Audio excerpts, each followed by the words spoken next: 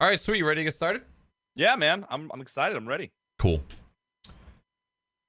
3, 2, 1. What's going on, motherfuckers? Welcome to the Crocs and Hot Pocket Show. Today is Sunday, June 11th, 2017, and this is episode number 27. Today, our guest is a good friend, fellow streamer, fellow content creator, as Mr. Bad Bad Robot would like to put it, and just an all-around super good dude. His name is MiddleAgedStream. What's going on, dude? What's up, man? How are you? Great to be on the show. It's absolutely great to have you. And feel free to use Jimmy throughout the rest of the cast because I know it could be kind of a mouthful to say. You know, at first it was, but then I just got used to saying it. Yeah. And actually, right before the show, I was like, "Is it middle-aged stream or middle-aged stream?" Because they would actually aged, yeah. And they would both work, right? They both make sense. But I wanted to have your name tag right, so I was like, I think I remember what it is. But now I remember when you visited Detroit last year, you were in talks about changing your name from MiddleAgedStream to something else. Are you still on the fence about that? Have you abandoned that? You know,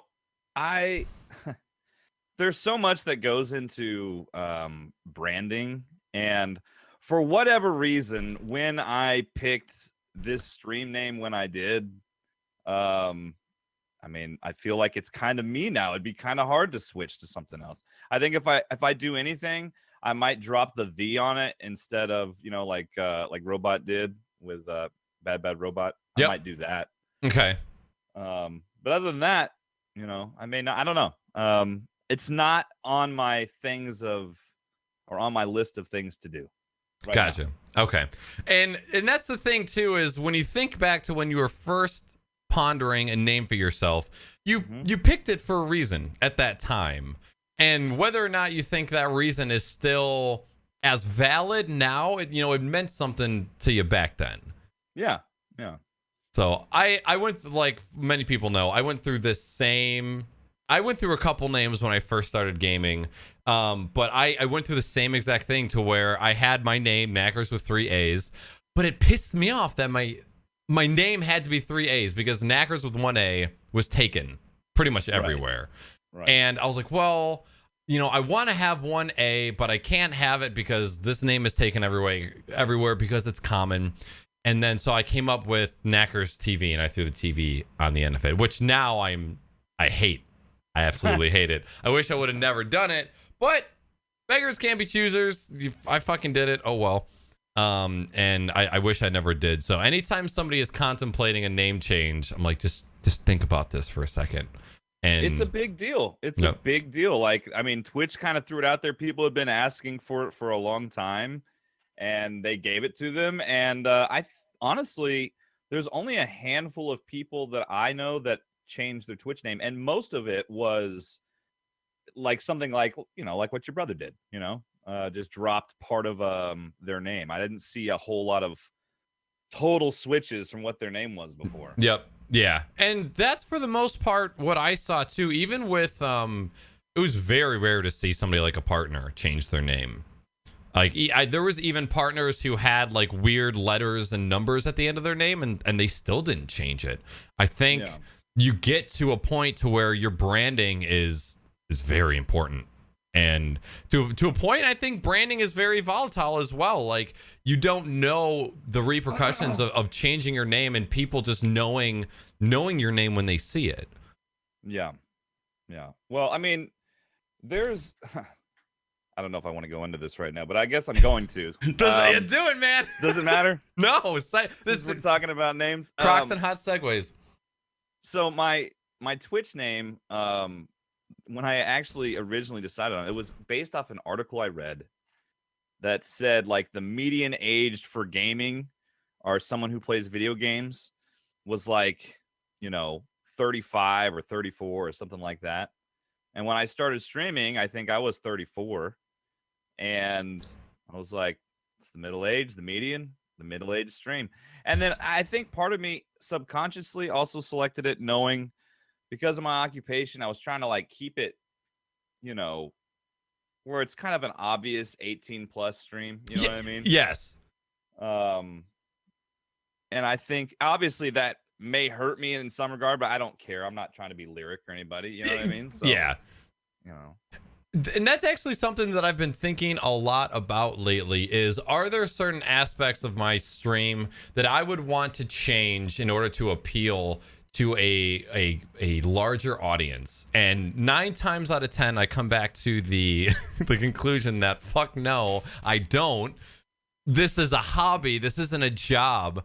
I don't want to change the way that I do things or skew my image of myself to other people, because you know they say you should never meet your heroes because you never really know what kind of person they am. I am the exact same person on stream that I am in real life. The only difference is people say I'm louder in real life because there's no compressor to hold me back. But I always come back to, no, I don't want to. Like, I want to be able to say shit, piss, fuck, and talk about dicks and shit. I don't care. That's what I want to do. I am a caged animal at work. I do not want to be the carnival tiger when I'm here at home. No, dude. I mean, that makes perfect sense. And I will definitely tell people who are listening, I can vouch for his statement that he is pretty much exactly like he is on stream that he is in real life. Oh. I can attest to that. I have seen him in real life. And yeah, not much changes. Much the same. And honestly, I would say mostly the same for myself. I'm pretty much, this is who I am. Yep. You know, and that's I think you guys were talking about it in the last 1v1 about like how some people on Twitch, like, well, let's take the newest one for example, Sheriff Eli, right? He comes on, he's got this character. Now, he became like this well-known RP GTA 5 guy because of some big streamers that he was involved with. But even still, the guy is freaking awesome. Mm-hmm. And but he plays this character essentially almost the whole time he's on. It was the same way with Future Man. Then Future Man stopped playing a character. I would imagine after a while, it probably wears on you to be in character for so many hours. Yep. Well, and that's what, okay, so that brings up the discussion of, I think Future Man is kind of different than people like Sheriff Eli or Dr. Disrespect. I personally don't think that Sheriff Eli is a character. I think, I think Sheriff Eli is Sheriff. I think that's who he is as a person. Same with Dr. Disrespect. I think he is a like arrogant, pompous asshole as a I mean, don't take this the wrong way. I don't think that he's an asshole, but I just think like his personality, that's how he is, but it's obviously embellished a little bit for the camera. Of course. Yeah. Of course. Yeah. Okay. Well, all I'm going to say to that is even still, in his mind, he's constantly got to be thinking of things he can apply in this situation. I mean, it's still, it's still somewhat of an act. But yeah, I think for Eli, he is. I mean, that's part of what makes him so amazing. He's got all those one-liners and all that shit. I'm like, oh my God, this guy reminds me of so many like drill sergeants I had when I was in the Army because they're saying all this shit. I'm like, what? Yep. This is awesome. I'm going to steal that. Doesn't it make you so goddamn jealous of his brain? Oh, it does. Man. Oh my He's God. so clever. That dude is there's a reason why he's so popular. So and well deserved, man. If you have something unique to offer like he does on Twitch, shoot, man. That's awesome. Yep.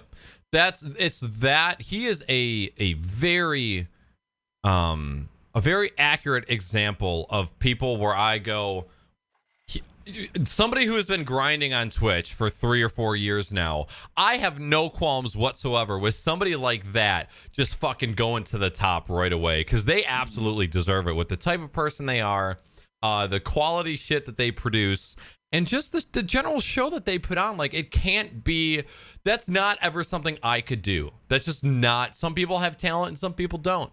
I'm totally okay with that realization.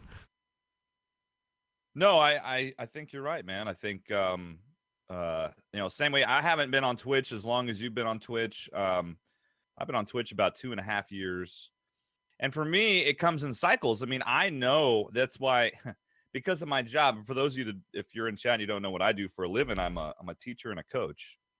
I coach football and I coach soccer. So during football season in Texas, man, it gets I work every day of the week. I don't have much free time, and so in the past, I've pretty much taken a stream vacation the last 2 years where I've streamed like once or twice during that entire period of football season. Oh, wow. That's scarce. Yeah. And so every time it's like, well, you almost got to have to restart, because you're not streaming for a few months. Yep. So this year I'm going to try something different and try and at least get in one a week. That's my plan. We'll see if it happens. I'm going to try though. Sports, does that take up weeknights only, or does that go on weekends as well? No, my work schedule on the weekend is pretty much I get to work by 8 a.m. and this is also after Friday night football game, so I'm not usually home till after midnight. Oh my God. I'm at work at 8 a.m. I've got to analyze the game from the night before, and I got to grade my players that are on the field. Then we watch film with them for like 2 hours from 10 to noon. And then from that point, we finish all the pre-game planning for the next game we play. The next opponent we have the following Friday, and then we come back in on Sunday, usually about 1 o'clock, and I get out of there Sunday around 7 p.m. Okay. And then, of course, Monday, Tuesday, Wednesday, I got school, and then practice after school. I usually don't go home till after 7. And then Thursday, sub-varsity games, so I'm usually home between 10 and 11 p.m. And then Friday nights, of course, I'm not home till late. So that's my schedule, man. It's crazy. Jesus. And it goes like that from the end of August till whenever we finish the season, middle to late November, early December. Oh my God. And nowhere in there did I hear wife, kids, personal time. Jesus Christ. No, my wife is like, she sacrifices a lot during football season. So when it's not football season, she's like, okay, well, this is what you're going to be doing. I'm like, hey, that's fine. Because she's almost like, it's almost as though she's a single parent, because I'm gone so much. Yeah. Oh yeah. And hey, if you've got a wife that will put up with 4 months of that, and you could tell me, I'll put on a fucking apron with no underwear and clean down the kitchen if you want. If I got is 4 months of football season what you want? Like, do you have a passion for football, or is it kind of? It's not 4 months really. I mean, when you think it's about 3. Okay. And I love football. It's fun to coach, man. It's I know I can't do it forever. I mean, I know that there will be a point in my life where I'm just going to be like, okay, I can't do this anymore. But for right now, I mean, I really enjoy it. I get to connect with, kids every day, and it's fun. I love the sport. It's my favorite sport. I love soccer a lot too. I love coaching soccer as well. But, okay. It's just, I don't know, man. It's a rewarding career. Teaching and coaching is it's fun. And my wife is a teacher too. And, it's nice to have the same holidays off for the most part when there's no sports and, Oh yeah. It's nice. That's got to be so nice going from August to November of just nothing but grind time, and then 2 weeks off for Christmas of just doing fucking nothing. Just nothing at all. Yeah. Right? I hope. I usually have soccer at least part of the Christmas break. Damn so it! I usually get about 1 week off, and then I go back to work. Oh my God. And here I am complaining about my 40 hours of work a week. Oh my God. I don't know how you do it. Oh man, it's no big deal. Honestly, I was in the Army for 8 years, and you know that. And I got so used to being away from home and in some cases working long hours that, I mean, I'm always in my own bed pretty much every night. So Kristen, my wife, she's like, hey, you're home. I mean, it's a lot better than when I was in the Army. So. This is true. Yeah. Did you when you left the Army, did you go pretty much right into teaching, or did you take some time off in between that to go to school? I took 1 year off because I was in the Army 8 years. And while I was in, I did some correspondence, got my associate's degree while I was in. Okay.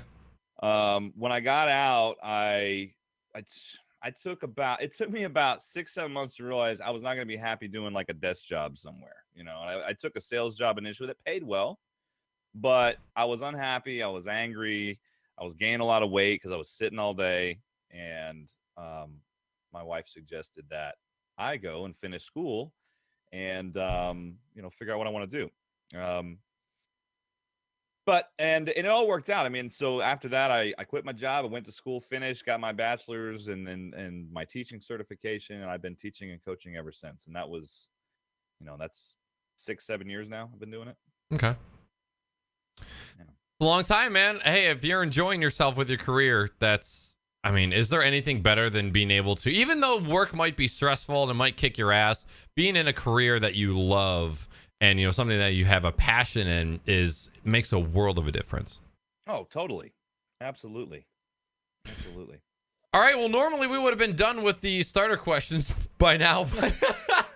That's the best part about the show. So we're gonna go ahead and I'm gonna shoot you some questions real quick. Answer them as quickly or not as you like. I'll go quick because I went way off topic earlier. No, don't. I'm sorry. Do not put that guilt on yourself. Like I said, the only time limit on this show ever is gonna be tonight, and it's 3 hours because we have the Bethesda release conference. But the last show only went 2.5. I'm not worried about it. But other than that, cool. There's never a time limit ever. But let's score these. All right. So first off, where are you from? Texas. All right. And what is your favorite word? Ooh, that's a good one. I guess it can't be fuck because it probably is because I just love using it. Okay. But let me say it can't be my favorite word because I can't use it all the time. So my favorite word that's not fuck, because you can't use that all the time.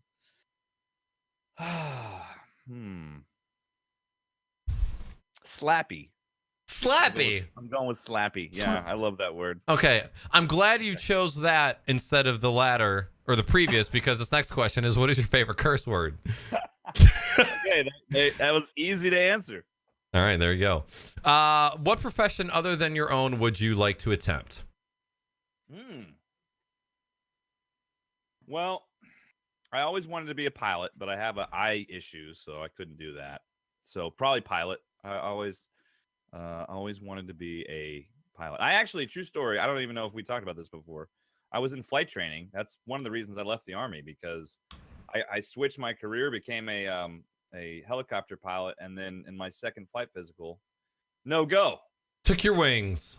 Took my wings, man. Damn. Well, I didn't have wings yet, but they grounded me in flight school, and that was it. They clipped them. Yeah, they clipped my wings, man. Okay, so then you'd want to go into the helicopter area. Yeah. Okay. And when I wanted to get into radio broadcasting in my early 20s, and sports broadcasting in particular, but I think I kind of came to a realization that was pretty hard field to get into, and I didn't feel like being, broke for 10 years perhaps or more to try and break into the field. Because I just think about all of the popular sportscasters, at least in the Detroit area, the ones that do the Red Wings and the Tigers and the Lions, they have been there forever. Like, those spots don't open up. Like, and there was another person I was talking to at work the other day. She has a son that played the French horn in an orchestra, and he went to school for like 3 years for this, but only to find out that like big name orchestras don't have spots that just open up all the time. You have people that are sitting in chairs for 10, 20, 30 years. You pretty much have to wait for somebody to or retire before you can get a spot. So it's like, okay, how much do I love what I'm doing? Am I willing to slave away for 10, 15 years to possibly wait for a spot to open so that I can get a job for myself? Oh, yeah, man. I mean, well, anyway, long story short, either pilot or getting into some type of media, which I think that's one of the reasons that kind of Twitch kind of scratches that itch for me, that where I never had my own radio show or anything, but I have Twitch. Yep. So it's awesome. What was this is kind of a segue question. What was the first experience that made you go, I want to stream on Twitch? I think it was just, okay, so I didn't even know what Twitch was, first of all. I had Justin TV because I used to watch like pirated sports feeds games on it. Okay. That's the only reason I had the, Justin TV, like the app. And one day I powered up my Xbox One because I've always been a console gamer. Not to say I didn't play PC games. I just never had a powerful like gaming PC. And I was looking for a game on the marketplace, and all of a sudden I saw this little thing like see live footage on Twitch, and I saw someone playing a game. I was like, what? So there's like on the Xbox, so I clicked on it and I watched, like, I don't know, it was a game I didn't even buy, but I was like, this is amazing, like this is live, people are talking. I was like, this is unreal. And so I watched a few more Twitch streams, and then I was like, I'm gonna try it. So I pulled my freaking Kinect up closer to me and started streaming on my Xbox. You streamed from the Xbox console first? Yes. Wow. I streamed from that for like 3 months until I decided, okay, I'm going to build my first PC and I'm going to start streaming so I could do cooler stuff. Because I didn't want to spend the money if I didn't think I wanted to keep doing it, Sure. And so I streamed for probably, I don't know, 3 to 4 days a week for about 3 months when I first started. And damn. Yeah. You went ham right at the beginning. Yeah, I did. And now that's pretty much where I'm at now, 3 to 4 days a week. Okay. Do you have any viewers from when you started on Xbox that are still here to this day? Or was it really hard to form any sort of relationship while streaming from the console? I have very few. But I mean, when I first started, it probably took those 3 months to even get up to like, I don't know, 150 followers. Oh yeah. The first like 3 months. I mean, I had some fast growth with some of the streamers that I started around the same time as me, hooked me up. But for the most part, yeah, those first few months, it was usually, party of 5 or less. Yep. And that's good because it takes a while. I think it really gave me a respect for people who stream too, because when I first started, man, I've gone back and looked and I'm like, oh my god, yeah. Yeah, this is so cringy. And even still recent VODs, sometimes I'm like, oh my god, did you really get fucking hammered? So stupid on stream. Hey man, did you just do that? We all get our slip ups. All right, we're all awarded a few of those. Yeah. Okay. Well, that's good. That's good. Next question. This one is a serious one. These next two are actually very serious. In your opinion, is a hot dog a sandwich? No, absolutely not. In fact, I have addressed this in a previous podcast in chat, and my answer remains the same. It is not a sandwich. Whoever says it's a sandwich, you're just fucking wrong. Okay? Fighting words. Throwing it out there. If the gauntlet has been thrown, if you think a hot dog is a fucking sandwich, then you're just wrong. I'm not going to answer that question. The next question: pineapple on pizza, yes or no? Okay, so I wouldn't order it, but I eat it on occasion because my wife loves it. So I have to, I'm married. Sometimes I got to say, hey, what kind of pizza do you want? Instead of, she already knows what I want. It's like either mushroom and pepperoni or meat lovers. It's like one of those three. Meat lovers.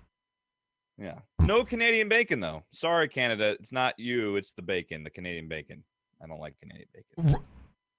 Really? At all? No. Why? I don't think I'm alone. I don't know. It's like ham. It's like ham on pizza. You don't like ham on pizza? No. Oh, why?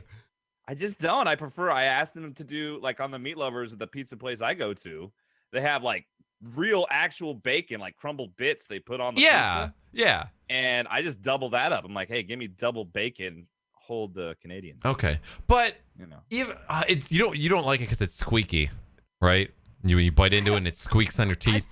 I think it might be a texture thing on the pizza. I mean, I can eat it. It's not like it makes me gag. It's just on my pizza, I don't want it. Which I can totally get behind the texture thing, because there's a lot of things that make me gag that are texture wise. Hey, watch it. And then the one thing, it's funny, I only eat pineapple on pizza. I don't eat pineapple anywhere. I like, if it's a fruit bowl or fruit kebab, fucking fruit salad, get that fucking pineapple out of here. But I love it on pizza. Dude, you're making me.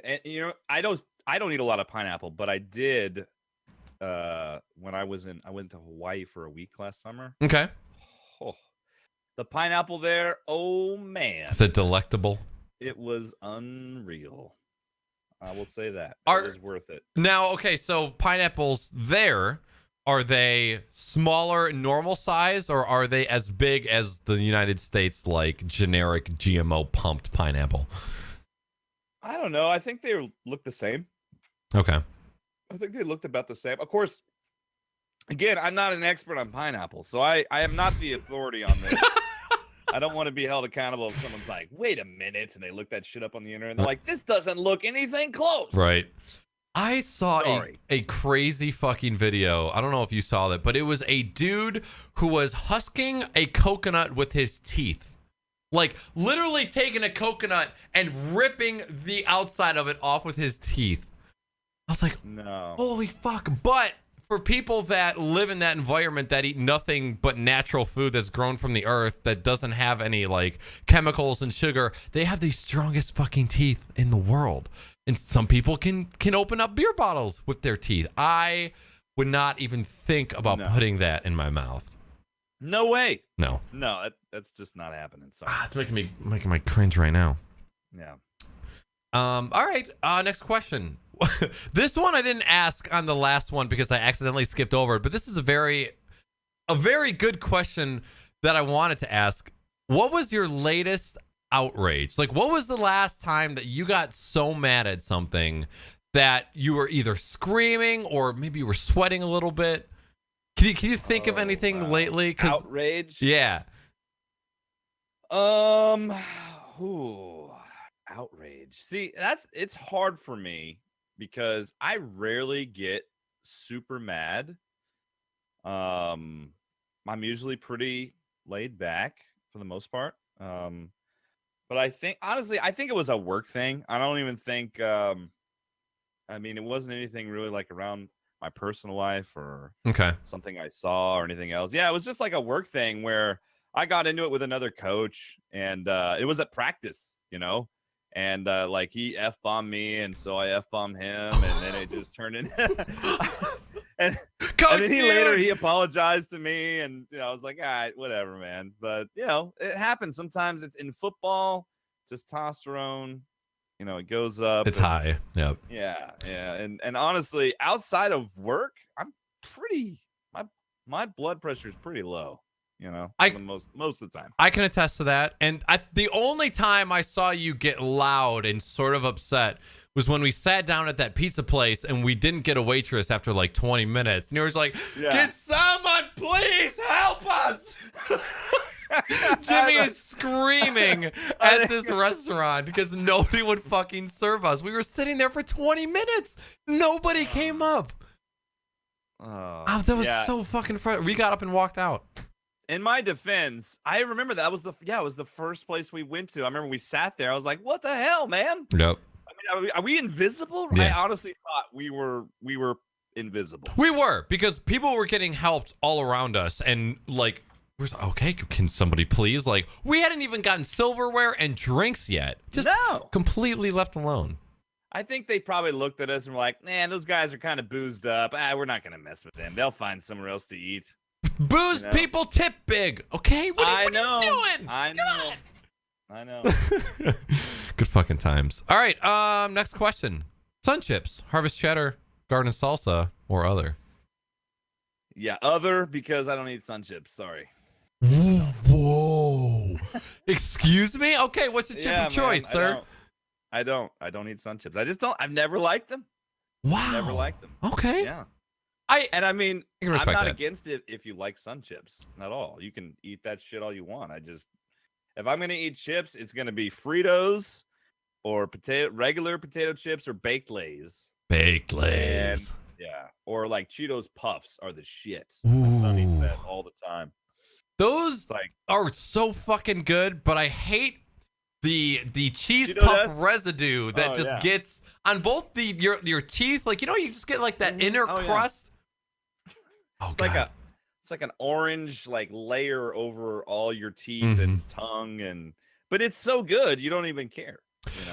really don't. I don't know what dish it was, but I specifically remember a family member having a dish that had Cheetos, like the Cheeto Puff crunched up on top of it. I'm wondering now if it was cheese potatoes that had crunched up Cheetos on top, but it was fucking delicious. It was fantastic.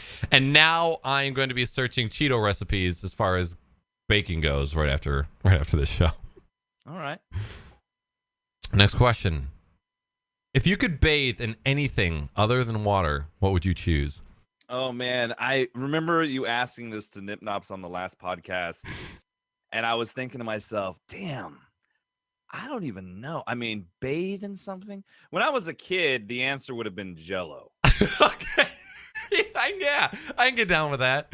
Like, I would totally be down to, because if you started to, you could just eat your way out and get some air, I would imagine, you know? Yeah, well, you could live. This isn't a Goosebumps novel. It's not like life or death. Like if you could choose, You just throw in Goosebumps. like this isn't what is that? Incredible. Are You Afraid of the Dark? Yeah. On Snick. Was it Monster the Slime? What was the green slime called? The green slime on what? There was a Goosebumps. There was multiple Goosebumps books about this green slime that would consume people, and it was monster slime. See, I don't know. I Goosebumps was a little beyond me. I was like the choose your own adventure era of books. Like I read a lot of those. Monster Blood. Yeah.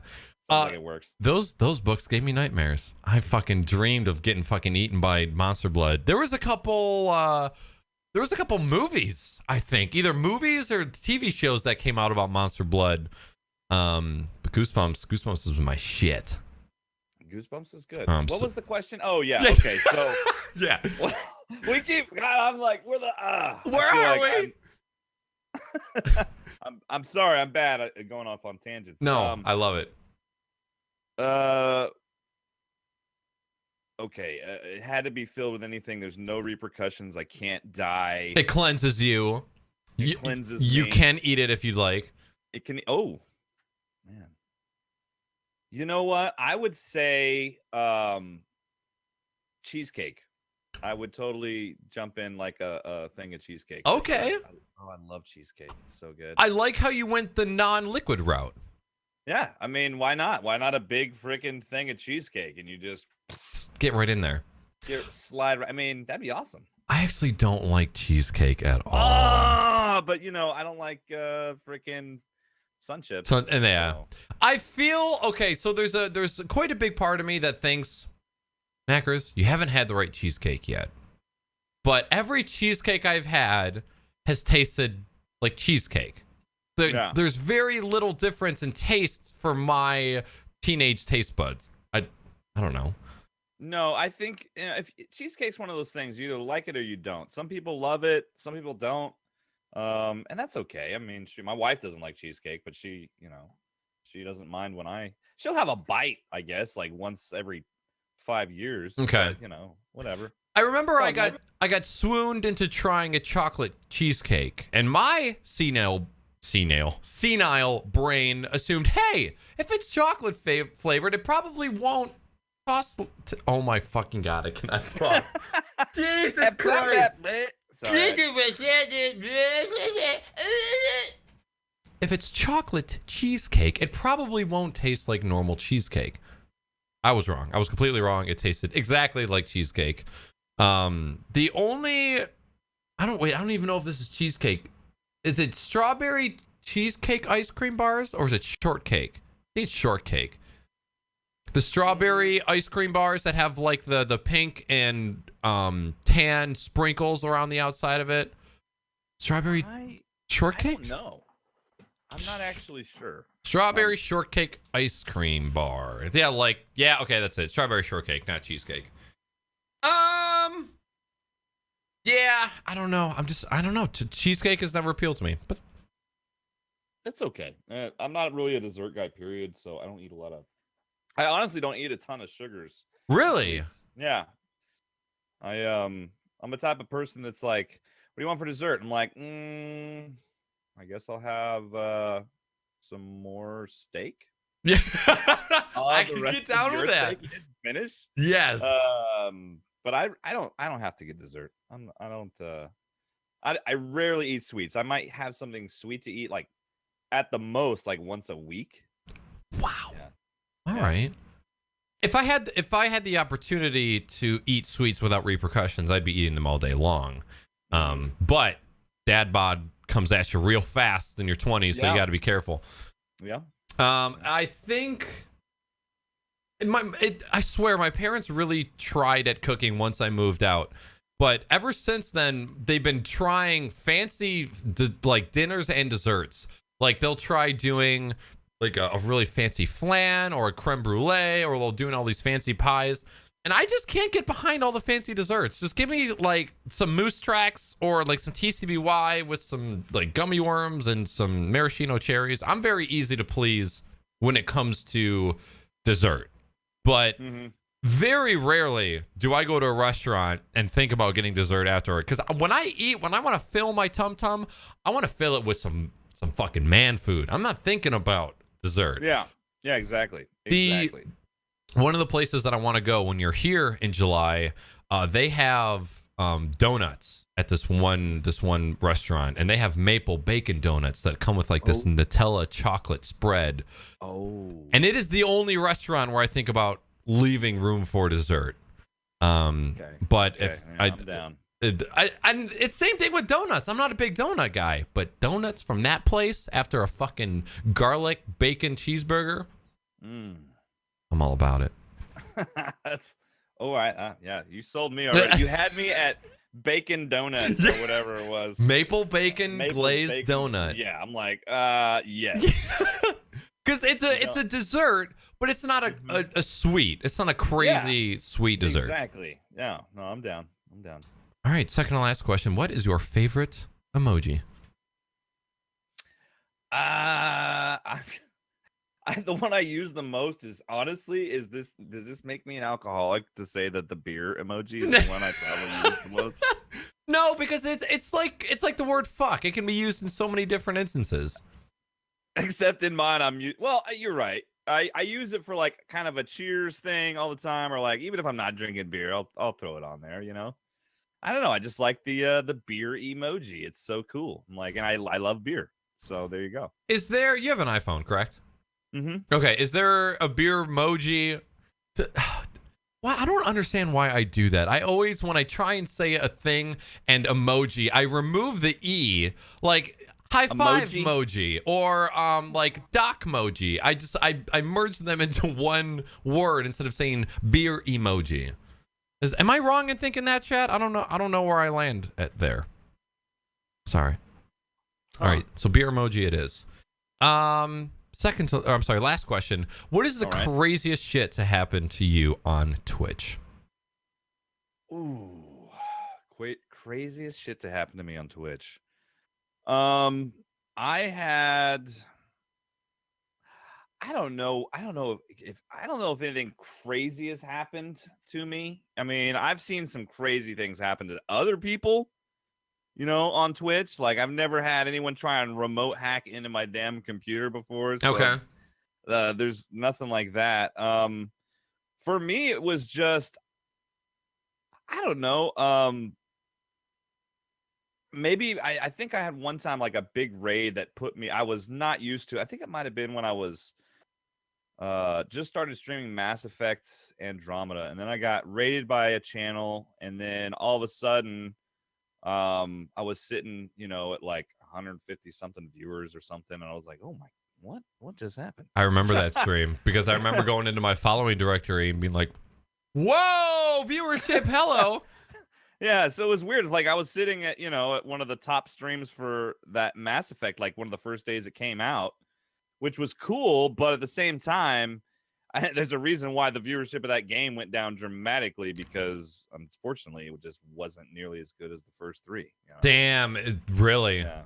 No, it's not. It's and I'm a Mass Effect fan. Like it even says in my info panels, like, what's your favorite game you've ever played? Mass Effect series. I mean, like the trilogy, you know, you got to put them all together, but yeah, man, I was disappointed. I still haven't even finished it. I haven't even finished it. Okay, so that is like a different level of bad if you haven't even finished it. Yeah, it's. I mean, well, not necessarily because I start games and don't finish them all the time. But usually, if I'm really into a game, I finish the game. Okay. Right, pretty relatively quickly. So craziest thing, I had one stream that I had much higher numbers than I'm used to. And which was awesome. And I No, didn't know, 'cause absolutely. I usually hide my viewer list, and can I just have the chat when I stream, because I've done it both ways, and I found that this way is just, it makes me more natural. Yep, I agree. And anyhow, I just happened to pull up like my actual channel because I use Chatty instead of like the Twitch thing. And I pulled up my channel for some reason, and then I just saw like in the viewership, and it was like watching now, and then it had like triple digits high. I was like, what the hell? Yep. Oh, okay.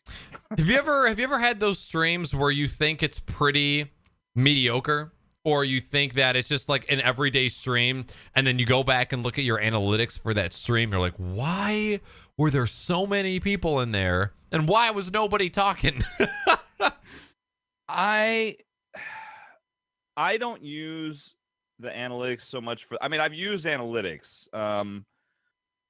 Usually, though, I when I go back and look at a stream, and if it's something I felt good or bad about, and I feel like if you're a streamer, and for those of you in the chat that either if you do stream, and you probably already do this, if you don't, it's a good idea to at least once a week go back and look at one of your VODs. And it doesn't have to be the whole damn thing, but like listen to your audio, watch your video. Is there something that you're doing that's you wish you could do better? And try and fix that. But anyway, when I look at analytics, man, I kind of look and see kind of what the average view time was, and on some, and if I have one stream where I stream the same amount of time and then the view time is less, I'm like, well, what did I do? And then I'll, I kind of look at it like that. But yeah, I mean, you got to go back. I think it's an important part of getting better. I agree. One of the things that I noticed, which I didn't think would happen, was back when I first started trying to stream Rocket League, I would play a single player game. This is probably a year and a half ago or so. I would play a single player game, and probably for around 3 to 4 hours, and then I would switch to Rocket League at the end of the night. And when I went back to go look at my analytics, my viewership would drop drastically from anywhere from 15 to 20 viewers down to like 3, 4, or 5 people when I switched to Rocket League. And at the time, even though I fucking loved that game, I still wasn't willing to like sacrifice that viewership in order to stream it. So I played it off stream more than I did on stream. And then randomly within the last 6 months or so, at the end of a night, I had beaten a game. I switched to Rocket League at the end of the stream again, and my viewership doubled. And then I did it again and again and again, and I kept seeing this pattern of my viewership doubling when I was switching to Rocket League. And so I was thinking, well, fuck, if I can play a game that I really, really love and can play for 5-6 hours straight without blinking and hold viewers, I'm going to do that. And that's one thing I've kind of been experimenting in the past couple of weeks is, okay, well, not only do I want to get better at Rocket League, I want to play it on stream because I think I love watching Rocket League on stream. And I kept seeing the same patterns. It's not as drastic as it used to be. And now it's kind of, I'll either maintain the same viewership or I'll even get like a little bit of bump when I finally switch to Rocket League at the end. And I try and plan to only play for an hour and a half of Rocket League. You can't just never happens. So and that's one, and that's basically what I'm getting to is it's important to look at analytics when you're trying to figure out what works on your show and what doesn't. And you got to try not get discouraged, but use it more so for encouragement when you're trying to find what games you want to play live. Yeah, no doubt. All right, well, I guess I have a branch off question to this last one. You said you've seen some crazy shit. What's the craziest shit you've seen as a viewer on Twitch? Wow. I mean, almost none of it's been live. I've just happened to, come across some things like, when I thought it was crazy when Robot was getting remote hacked. That was nuts. I've seen some stupid stuff in IRL. I've seen the, Yeah. and I don't want to beat a dead horse here because I think you guys in the last few podcasts have said everything that needs to be said about IRL. When they opened that up, to me, IRL is like this. You know what I mean? Like this would be, I don't want to. I'm with Salty on this. He talked about, for me, as far as Twitch is concerned, it's more about playing games than anything else for the most part. Yep. And I like, that, the podcast things are cool, like talk shows, gaming talk shows. That to me is where it's at. I don't give a shit about going to a pizza place somewhere or, you're in a lobby or you're in a waiting area at an airport. Like, who gives a shit? That's what everyone does. You don't need to live stream that shit. Yep. That's where I feel kind of like, get off my lawn. I'm old about it, maybe, but that's how I feel about IRL. Yeah. You're not going to catch me streaming from a fucking airport, okay, or a restaurant. Which, first and foremost, that's dangerous as fuck. That is so goddamn dangerous. They need to eliminate live streaming from airports, period. I agree. I don't think there's a reason to stream live from an airport. No. I don't think. I mean, shit. You got Twitter. You got whatever your favorite social media. Isn't that enough? Do they have to? You have to go like this with your camera and be like, oh, hey, we're getting through. We're going through security right now. Here we go. I got to put my phone down, but I'm going to leave you guys live as you go through the X-ray scanner. Come on. Ridiculous. Stupid. There was I have stopped visiting live stream fails on a daily basis, but I still go back there probably I'd say once a week just to because it's a fucking addiction. Are you on that? Is that the subreddit you're on? Is that what you're talking about? Yep. Yeah. I used to be subscribed to it, but then I unsubscribed kind of for the same reasons you did. Like I was like, oh my God, these people are idiots. Doesn't it discourage you from wanting to stream? I don't know if it discouraged me from wanting to stream.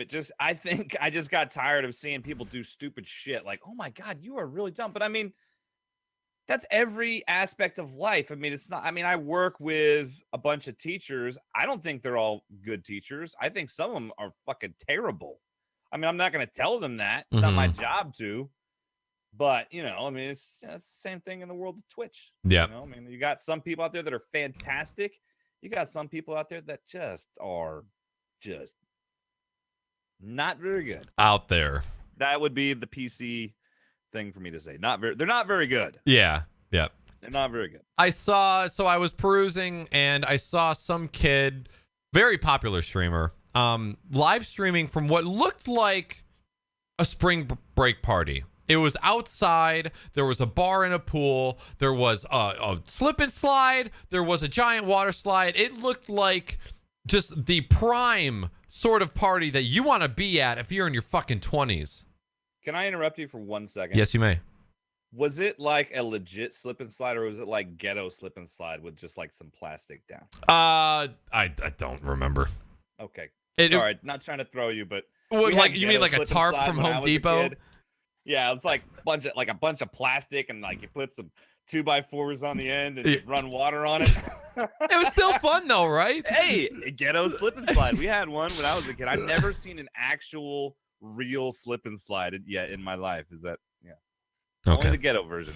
I have been on like fancy as fuck slip and slides, the ones that have the arches that go over that spray water as well, like ones that have pathways for water that continue down the entire thing, so you don't have to have fucking Uncle Cletus constantly spraying the slip and slide with the hose because it doesn't produce water. Slip and slides where you literally take a garden hose, attach it to the slip and slide, and it waters itself, the entire thing.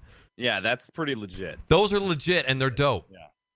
Or the ones that have the pool of water at the end, so that when you hit the end, you fucking splash water everywhere. All right, I know what we're doing in July when you're here. We are getting a legit slip and slide, and we're gonna go ham. It was fun. I'm not gonna lie. Anywho, this kid was live streaming from his phone with a fucking selfie stick at this party. I'm like, there is booze, there is chicks, there is food, there is fucking slip and slides, and you are walking around with a selfie stick streaming. What are you doing? Yeah. Go enjoy fucking life. And I know that when you get to that size and you have a device that can live stream what you're doing and you can get people to resub and donate and tip bits, it's an addiction. Like, you just want to live stream everything. And I just looked at that. I'm like, oh God, that's so awful. Because I never want to get to that point where I feel like I have to live stream everything that I'm doing. No, man. I think you've got the healthy mindset for Twitch. I mean, from what I can tell, and it seems like people who've been streaming for a while usually get this. Usually, not all the time, but I think you really have to find a balance, you know? I mean, in finding that balance between streaming and regular life. I mean, and it is sometimes you got to adjust. Sometimes you got to change. I know there's some people like I know a streamer who he's got I think he has the longest consecutive stream, Cloak Yoshi on Twitch. Okay. Anyway, but he streams every single day, even if he's sick. I mean, even if it's a 30-minute stream, but he does it every day. Yep. And hey, props to you for doing that, bro. But there's no freaking way I could stream every single day. No way. I wouldn't even try. I wouldn't try to do some 365-day challenge. Shit, a month challenge is got to be tough. You did the month challenge. That was crazy, man. That was something else. I tell you, doing and that was only, it was 5 days a week planned, but with Crocs, it most of the time ended up being 6 days a week. And yeah, that was fucking, I would do it again, but I would be more careful the next time. All I had to think that during that time was props to you, because I was like, there's no fucking way I could stream a month straight. I couldn't. I just know I could not. Yeah. Well, take it from a dude who only has one day job that is a 9 to 5 and lives in a house by himself. Like, I could not clean the entire house for a month and nobody would know, because that's kind of what happened. Is everything else went to shit. And yeah, there's Carnage, who's a very big streamer. He has streamed every single day for the past 3 years, I believe. And lengthy streams. Some people can do that. I could not get there. No, I couldn't. There's no way. Well, no one would enjoy watching me anyway. I mean, I'd just be like, you know what? Fuck you guys. I'm out. Yeah, I'm taking a break. I'm going on break. You know what? I'm not even going to put on the break screen. I'm just going to leave my fucking chair here. You guys can stare at for 20 minutes. Guy on a buffalo in a chair. Suck it. Yeah. Suck it. All right. Well, moving along and away from the starter questions, just some general talking points. So what the fuck's been up in your life, man? Well, you know, we kind of broached it earlier. That's what I get for trying to use words I don't use all the time. Sound fancy. I'm on summer break, so I have a lot more free time than I usually do. So I've been playing a lot of video games. I've been streaming a lot. I've been drinking a lot of beer.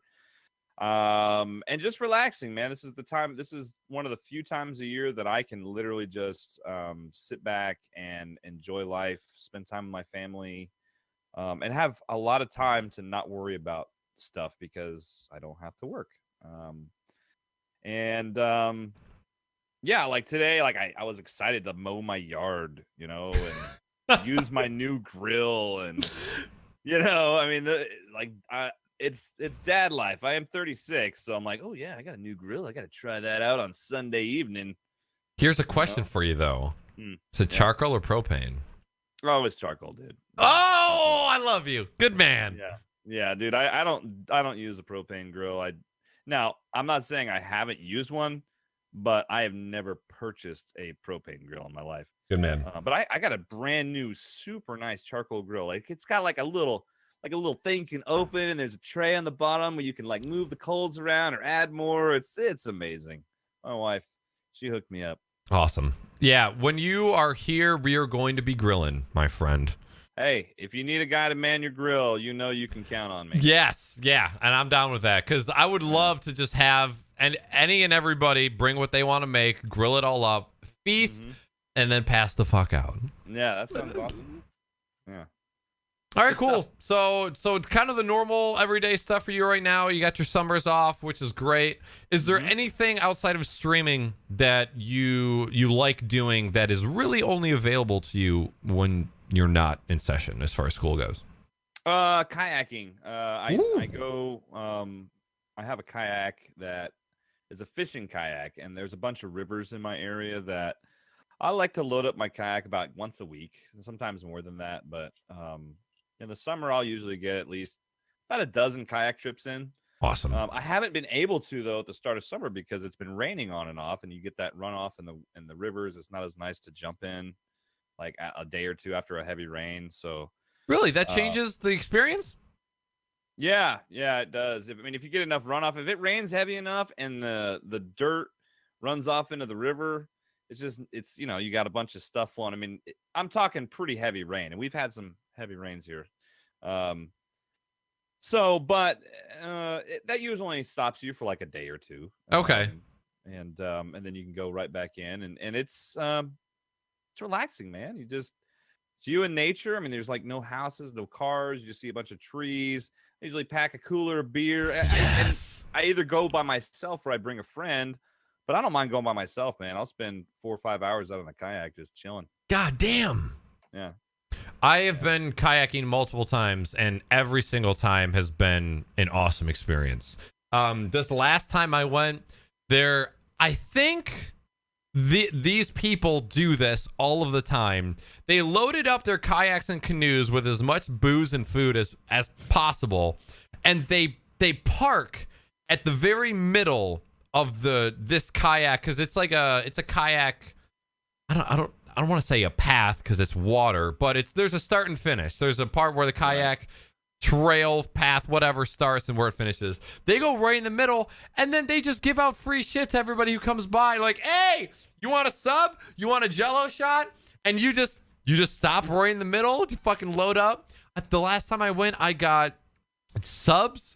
I got Jello shots. We got beers, and I was like, you are the greatest people alive. You are the reason why I love being a human being.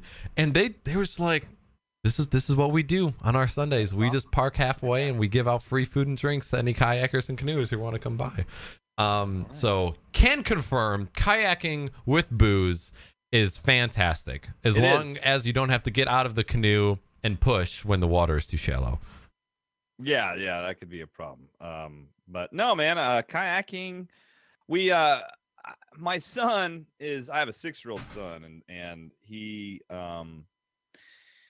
likes to go to the movies a lot. He's kind of a brainiac. I'm pretty sure my son has a higher IQ than I do. I don't think it's as high as my wife. I know my wife is smarter than I am, but I'm pretty sure it's higher than me. That said, he's not a rough and tumble boy. He's a gentle boy, and he likes to spend time, in controlled environments, and he's got allergies and asthma and stuff. So one of the things we can always do that's fun is we'll go to a movie, or we'll watch a movie together. We'll just we'll play some video games. It's fun having a 6-year-old son that you can play video games with. Absolutely. Yeah. I was just talking to Mr. 42 today, and he goes, Knackers, have you ever watched a stream of MiddleAgedStream's son? And I actually haven't. I've never been able to catch a stream where you had him on. I'm very ashamed to say. But 42 goes, that kid's smart as fuck. Holy shit. I had no idea how smart he is. And you just pretty much confirmed it right there. No, he's a smart kid, man. My wife is like almost like genius level. My wife is super smart, but she would never say that. But she's smart, and I know he got the good mom genes for the brains. So but it's fun, and he's starting to learn how to play Mario Kart, and he likes to watch me play some games he can't play, and it's fun for us. So we're getting a lot of bonding time, and other than that, just the normal summer stuff, socializing and trying to keep up with housework, sometimes just binging on Netflix or whatever, just the things I can't do during the year very much because I'm so damn busy with work. A lot of catch up to do. Mm-hmm. I understand that. All right. Yeah.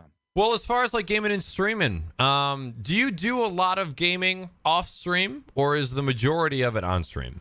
The majority is on stream. What you see is me playing games. That's about 90 to 95% of me playing games is on Twitch. I literally just don't have much time, and that's one of the reasons why, I mean, I'm not saying I don't play off stream. It happens. It's just I don't have, as I've gotten older and I'm raising a son and I work the hours that I work when I'm in season or whatever, man, it's just there's very little time for games. So I don't get to play a lot off stream. And I'm pretty much in the same boat between streaming and playing with the girlfriend. It's like if I'm not streaming, I'm playing with the girlfriend. And if, Right. in the off chance that I'm not playing with the girlfriend, it's maybe once every 2 weeks that I'm playing in public that's not on stream. And that makes me sad to an extent. But I played in the gaming community for 5 years. You know, I played in public with everybody for a really, really long time. And I think I'm just in a phase where I'm just not, that's not how I want to spend, because I don't have as little of free time as you do, because you're an insane. But the time that I have to game off stream is very precious to me. And I don't want to, and when I want a game, when it comes to a day, I'm like, okay, today's the day I have free time. I want to play games. It's like I don't want to waste that time on something I know I'm not going to have fun at. It's like I want to play a game I know I'm going to have fun with, and that's just it. So my time away from streaming is very little, because when I am on stream, you have to play a game you know you're going to enjoy, or you're not going to have a good show. No, you never want to play. I made that mistake too. Like one time I played a game just because someone suggested, a lot of people suggested it, and I was like, I have that game, I'll play it, whatever. Now I only even suggest a game. Like if I let people vote on it, like I'm okay with any of the votes. So no matter how it turns out, I'll just be like, all right, fine. But I've learned don't play something that you're not keen on playing, because everyone's gonna know. Yep. They're all gonna know. It's gonna be very obvious, yeah. Thing to say, but I think there's a lot of people that don't follow that advice. Yep. And there's a lot. I mean, I think being able to play games you don't like comes with your personality as a person. There's somebody like Lyric who can do Sub Game Sunday, who can play 5 random games that he's never played before, make them fun, make them entertaining. I can't do that. I can't play random games that nobody's heard of and have fun, and not like, I tried playing the Bigfoot game and I almost lost my shit because the game wasn't like AAA quality. I was gonna lose my mind. So I think that takes a certain kind of person as well. For sure. Yeah. No doubt. So as far as games that you've been streaming, is there any game that you constantly come back to, something that you can play over and over again, or are you going through different single player games right now? What's been up? So I'm in the process of playing through, and I've slowly been playing Zelda Breath of the Wild on the Switch, and I've been slowly playing it for 2 reasons. One, it's awesome, and I'm really trying to take my time. And 2, there's not many games coming out for the Switch this year, so I want to have a reason to still use my Switch a lot. And Mario Kart's great, but Mario Kart is basically the same thing as the Wii U version, only with all the DLC included. Have they not announced that a new one's coming out for the Switch? No, not a new No, not Mario Kart yet. Motherfuckers. But it's still no. I mean, the Mario Kart's it's a great Mario Kart. And then I've been playing BioShock Infinite. I started playing that finally on stream. And I think I'm about halfway through the game. Okay. And I probably got about another 1 or 2 more streams to finish that at least. And then I started, it was actually one of my mods in my channel gifted me a game called Domina. That is it's a roguelike, how do I put this? It's a roguelike sim management game where you're in charge of controlling gladiators and like a Roman ludus, and it's got all kinds of cool tech stuff. And then what's cool is the game has Twitch integration in like naturally. So There's a bot that tells people can cheer for you in battle, and it'll increase the purse, and it even has like if you were to cheer actual bits while someone's fighting, like it raises the cost in addition to that with the bits too. So it's crazy. Oh, okay, interesting. Yeah, it is kind of cool, and it's a fun game. It also has where like if people are in your chat room, the bot will pull their names, and so they'll be like gladiators you fight in the game. You know what I mean? Okay. Yeah, so it's a fun game, and so that has been a game I have come back to. It's like a $10 game on Steam. I gifted it to your brother because I thought it was something that he might try some point, and but I love it, and I play that. I play FTL, which is another roguelike. I know you've heard. I've always come back to that game. Is FTL roguelike as well? Yes. Okay. Yes, Faster than light? Yes. Okay. Faster than light. You got it. Is that game and Domino your first experience with roguelike games? For the most part, I don't play a lot of roguelikes. I mean, sometimes I like a game and just kind of stick to it. I wouldn't even say roguelike's my favorite genre of games, but for whatever reason, those ones have kind of sunk their claws. Yeah, they sunk their claws in me. There are two games that I actually haven't played in a while that I always think about going back to, but again, it comes back to I don't game off stream. So I there's a lot of games that I don't want to play on stream because nobody wants to watch. So I don't end up playing them. Nuclear Throne and Enter the Gungeon are two roguelike shooters that I've heard of Gungeon. Dude, it's a super fun game.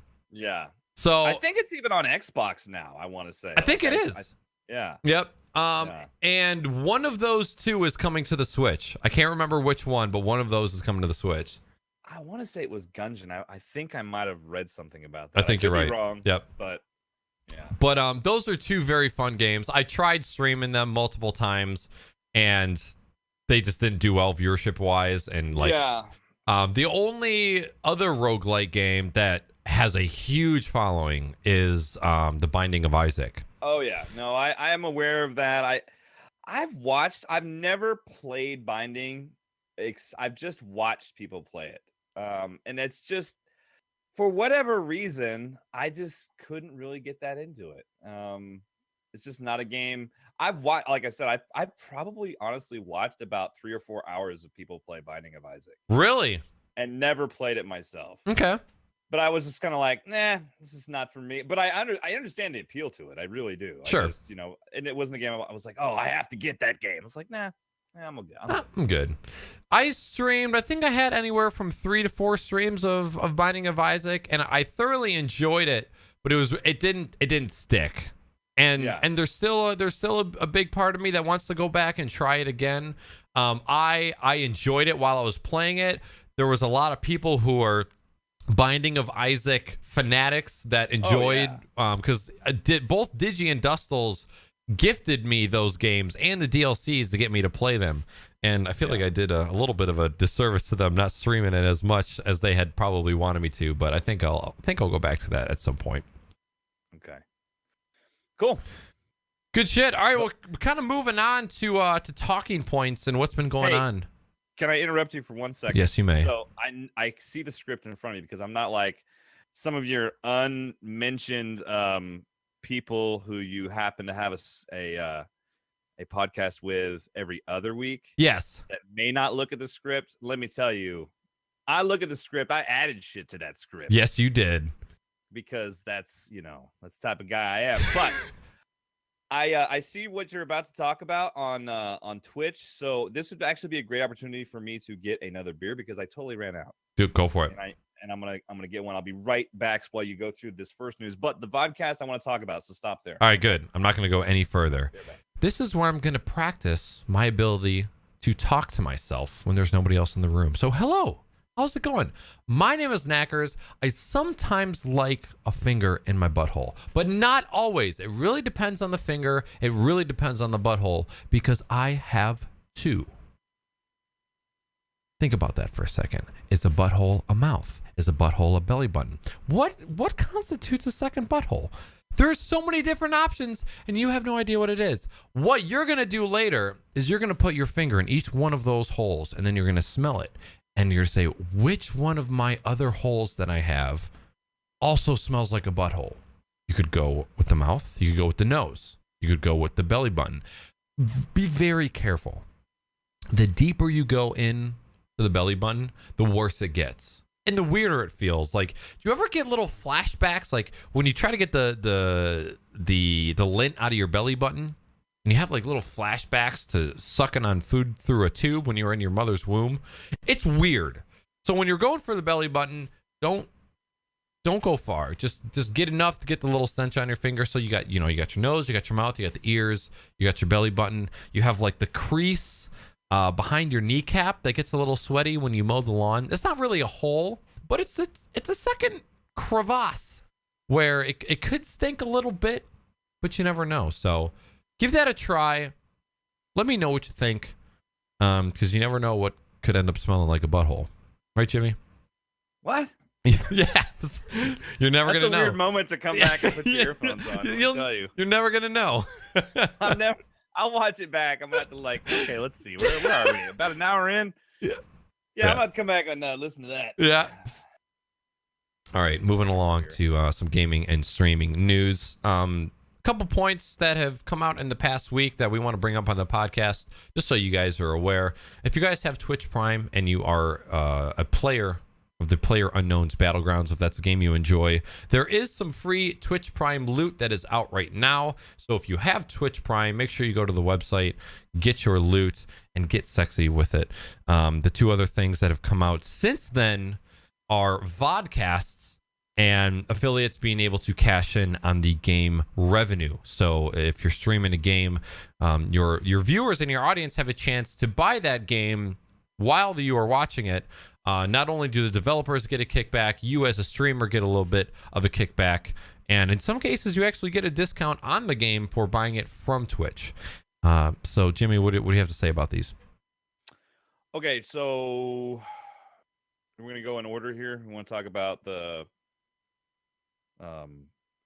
or do you want to just talk about the game purchases stuff, or are we going to talk about vodcast? Do you go wherever? I mean, the PlayerUnknown is kind of self-explanatory, but if you got any points on the vodcast or the affiliates games, just have at it. Honestly, the affiliates thing, I don't have a very big channel. I don't see that being any sort of real impact for me. I would imagine that unless you're a medium to large Twitch streamer, that you probably won't notice much of any of that. I mean, it's a pretty small percentage, isn't it? Yeah, it's I think it's 5%. I think it's one of those things that is undisclosed. It's like an undisclosed amount. Oh. But some people have leaked.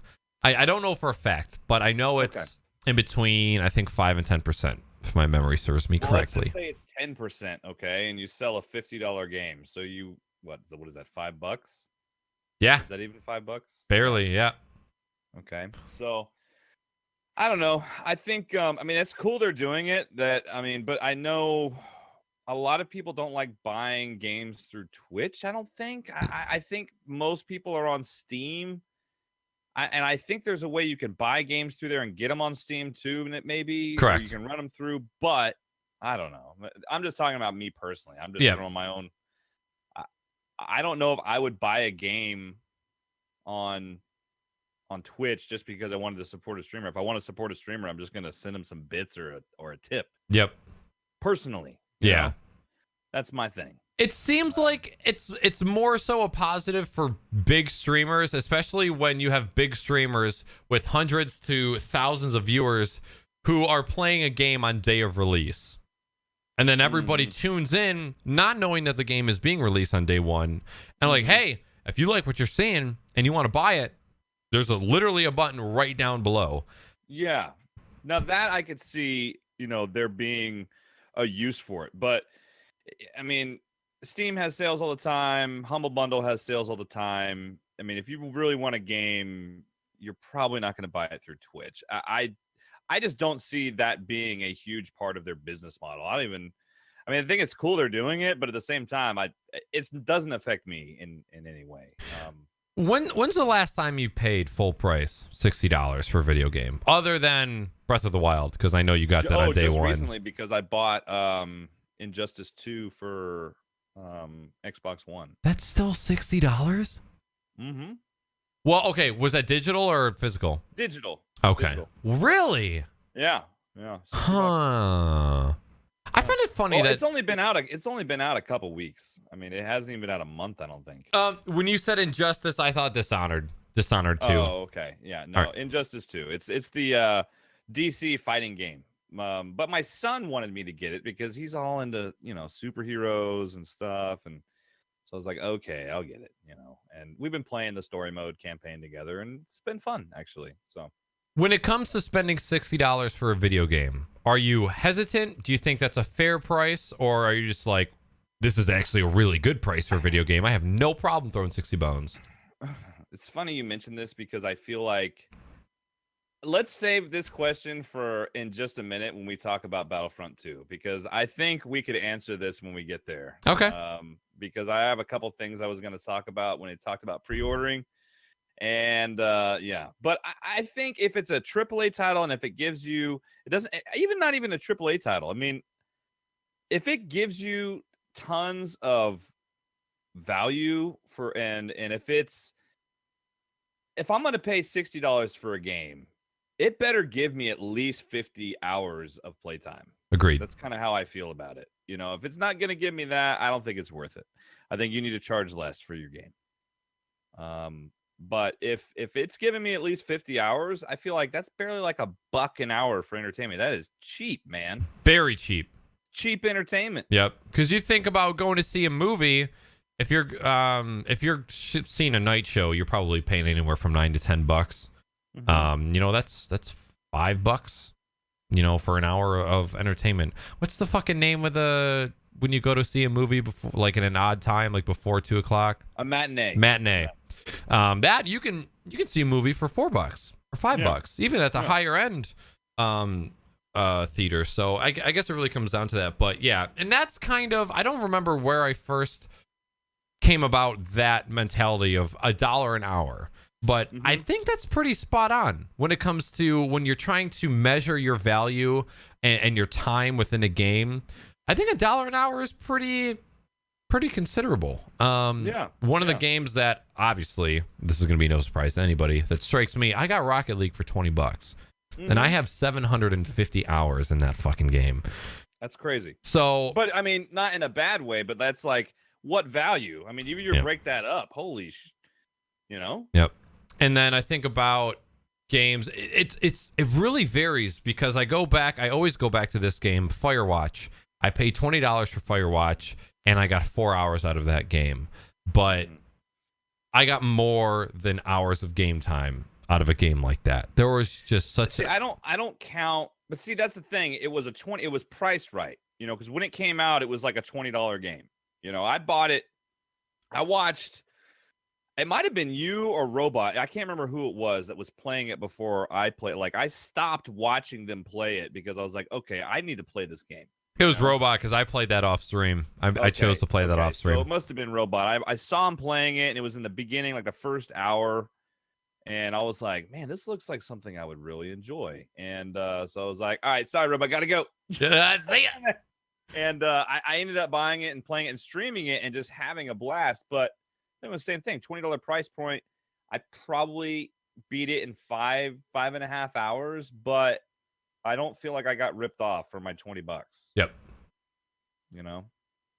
Yeah, it all comes down to I think $1 an hour is good at when you're trying to like judge for the a value. Full price game. I think for a full priced $50 to $60 game, I think that's a good thing. But if it's coming in at under $30, I think you can kind of gauge it a little more on, okay, well, why is this priced at $20 or $30?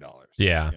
I guess I've never thought about it that way, of only using that calculation of hours versus, time enjoyed or time played versus, money spent. I've always applied that to any game. Mm-hmm. So you're kind of holding it to, if it's a full priced game, I should be getting $1 an hour.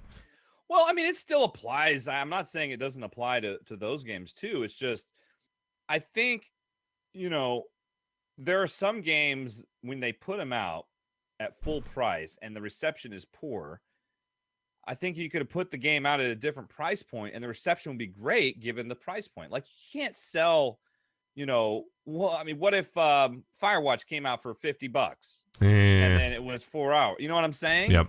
It wouldn't work. Agreed.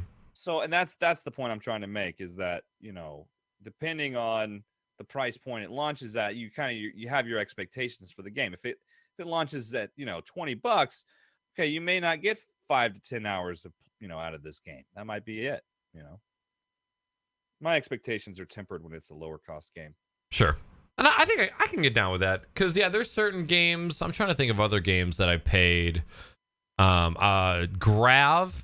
It was a open world survival game set in set in like a very multicolored, bright neon universe. To me, it was an amazing game at the time. It was early access. Early access survival games are always, a crapshoot. But I dumped 60 hours into that game within the first couple weeks. I just went fucking nuts on that game.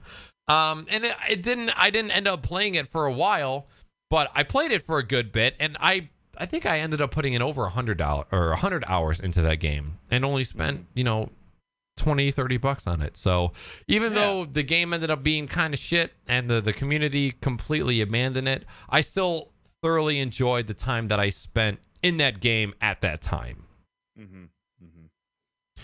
So what do you think about vodcasts? Oh shit. Yeah, we need to talk about that. Yes, we do. I personally do not like them. I did a test, okay, just to kind of see what it would be like. And I told my viewers that I was gonna try the vodcast. I happened to be in the office, I was doing whatever. I understand the feature, I understand why they're doing it, but I feel like they need to separate. If they have it, then Twitch needs to separate it from a live category to a not live category. You know what I mean? Agreed. It shouldn't be mixed in. I'm on a stream team, and I have some people on the stream team, and I'm not going to mention it, and I'm not upset with them or anything, but I have a lot of them on my auto host list, and then it's they're streaming these vodcasts, for several hours, and I'm like, well, now I'm hosting it. I got some people on my stream are live. They're actually live right now playing. And yet, because you're on my host list, it's stuck on you because you're doing a rebroadcast. I'm I'd rather host the streamer but I can't do that unless I do it manually. You know what I mean? It doesn't differentiate. Twitch needs to have a thing too. It's do not host if this is a freaking VOD. I don't want to host a VOD stream. I'm sorry. It's nothing personal. It's just, if I got a buddy streaming, I want to host them, not your weekend of vodcast. And it comes to, do you want to remove somebody from your auto host list just because they might sometimes throw up a vodcast? I feel like I would probably send that person a message first, and I'd just be like, hey, you probably don't give a shit because your channel's 5 times as big as mine. You know what I mean? Viewers wise and followers, but I don't want you to, be like, oh, that's weird. The MiddleAgedStream doesn't host me anymore. You always, hits me with an auto host. Well, I don't, because you're freaking throwing vodcasts up right and left. Yep. And it's screwing up the rotation, man. I'm trying to even things out on my stream team, as well as people like yourself that I like their content. I want my viewers to go to their channel. And I don't want, because streamer X is doing a best of compilation of their last 300 streams. I don't know, man. That's honestly how I feel. I think the purpose of Twitch is the live element. That's the main purpose. And so it's just well, how is it any different than just replay or YouTube? Yeah, exactly. I'm look, I see you've got your past broadcast published. If I want to watch them, I'm going to go in there. And I do. I watch, before ever being on this, all the Crocs and Hot Pockets, I usually listen to it. If I don't download the actual podcast on iTunes, then I would listen to audio only on Twitch while I was at work, like during my conference period or whatever. I would break it up in like over a day or two and listen to the podcast. That's how I consume it. So I don't know. I probably went way off a deep end there, and there is no deep end on this show, Jimmy. All right. I am with you, and I have been scouring Twitter trying to find reasons as to why this is a good thing, and I'm failing to find anything. The only time that I've enjoyed a vodcast is if I've missed one of my favorite DJs that did a night set. And it's like they did something on a Saturday night. It's me on Monday at work. I want to listen to some jams. I'm sick of the fucking music I've been jamming to. So I throw on, I go to their channel and they've got a vodcast of their set that they did Saturday night. Yeah. Fucking dope. That's cool. Because there's no difference. Like, yeah, the DJs are interacting with their chat a little bit, like here and there. Raids come in, donations come in, blah, blah, blah. But for the most part, you could throw on a music stream and not interact and get the same exact experience that you would. Oh, absolutely. Yeah. So I've been about that. That's really cool. But then I've been seeing big streamers that are going to raid channels that are fucking vodcasting. Oh, and it's like, you really just sent 500 people to a channel that is not even live, a channel that does not even have the owner of the channel in chat. They're over at fucking Wendy's getting a cheeseburger, and I don't understand. I just don't understand that part of it. And there's people who are purposely not putting vodcast in their stream. So it's almost like clickbait. It's trying to get you to click the link so that you'll go to the channel. And then you spend 20 minutes trying to figure out whether this person is actually live or not. What the fuck? I'm reading some of the chat right now in the Twitch channel about it. And I think Salty kind of hit it on the head, man. I mean, if someone wants to see your old stuff, you already have the VODs. Okay. Just enable new comments and such and get rid of the whole live feature. I don't, the live feature I think is too confusing. When I did it briefly, I did it for like 3 hours and I was actually, I didn't walk away from my computer. Like I was there. I had it right next to me in my other monitor while I was doing work on the computer. So I would see something pop up in chat and then I would respond usually, Yep. But that's not what a lot of the vodcast is really about. It's it's just playing recordings. I think this is just a move by Twitch to basically have more streams going at once. I guess it just looks like more people are watching Twitch, I guess. Keep people on the platform. Yeah. I mean, that's the only thing I can think of. I would be be down with having a feature. Oh my God. Having a feature that if you were not live, it would put your past broadcast from that week in rotation. So if you were to go to my channel when I was not live, you would just see a past broadcast playing. Mm-hmm. So let's say I have four past broadcasts of Metro 2033 that I had done the past 2 weeks. Those would just play back to back while I wasn't there. But it wouldn't show me as live. So people could go to the channel, could see the content, they could type in chat and talk if they wanted to, but it wouldn't show as live and it wouldn't mislead people to thinking that you were live. Right. Which is my biggest gripe. I think Twitch, I think they probably have no choice, but it's not going to stay in the current format that it's in. Twitch, here's the thing. Twitch has been kind of on a roll in a lot of ways, but they're going to try some stuff, and some of it's going to work, some of it's not going to work, and it'll continue to change, And I think right now, because they're becoming a more recognized platform, they're in throw shit at a wall mode approach where they just throw as much shit and they're going to see what sticks. Yeah. You can see what shit sticks to the wall and some stuff's not going to stick. And, and I can't knock them for that because that's what I do with my stream. Like I just try a bunch of different shit and see what works and see what doesn't. But I'm trying to picture people in a room discussing this feature and how nobody raises their hand and goes, this is probably going to be bad. Well, that's the thing. I imagine all the people that came up with the idea weren't necessarily Twitch streamers. And I guess maybe the ones they did ask were probably, I don't know. I really don't know how this idea came about, but it doesn't seem to be the most popular thing. We'll see what changes. If it becomes super popular, it's probably going to piss me off, because what's going to end up happening is I'm probably not going to host you anymore or set you in my list if you're just going to do vodcasts, because I don't want to host old content. No. I want to host live streaming on Twitch. Yep.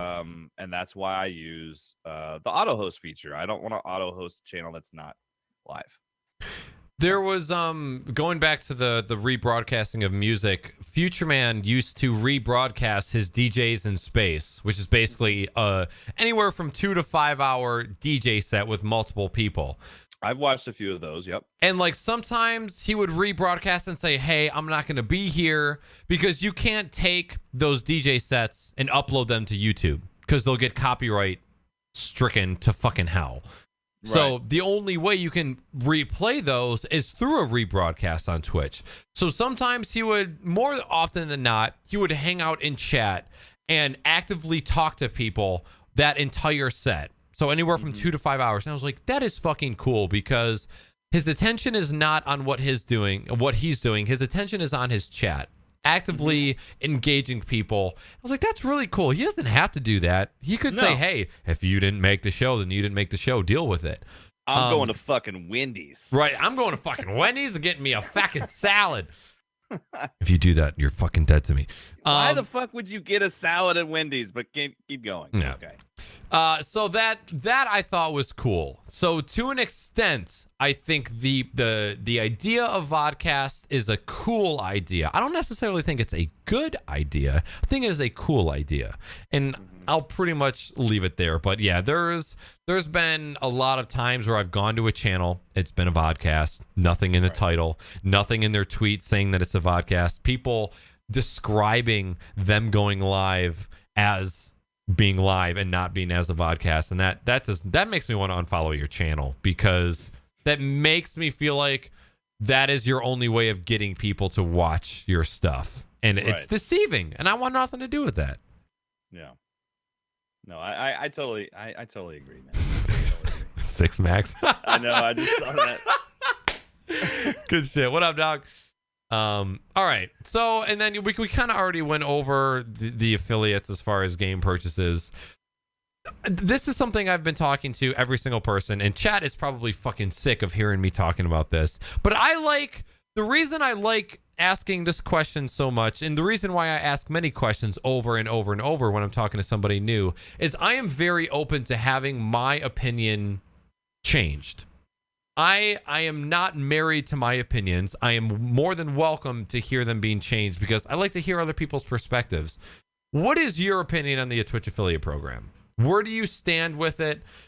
Do you think it's a huge boost in what you're doing? Do you think it's just like, I've been doing what I've been doing, this isn't really any validation of my efforts towards my stream? I've heard a lot of different views on it. I've heard you discuss it and how you mentioned, in a way, it kind of takes away the whole special part about being partnered a little bit. It kind of takes the shiny off of that. At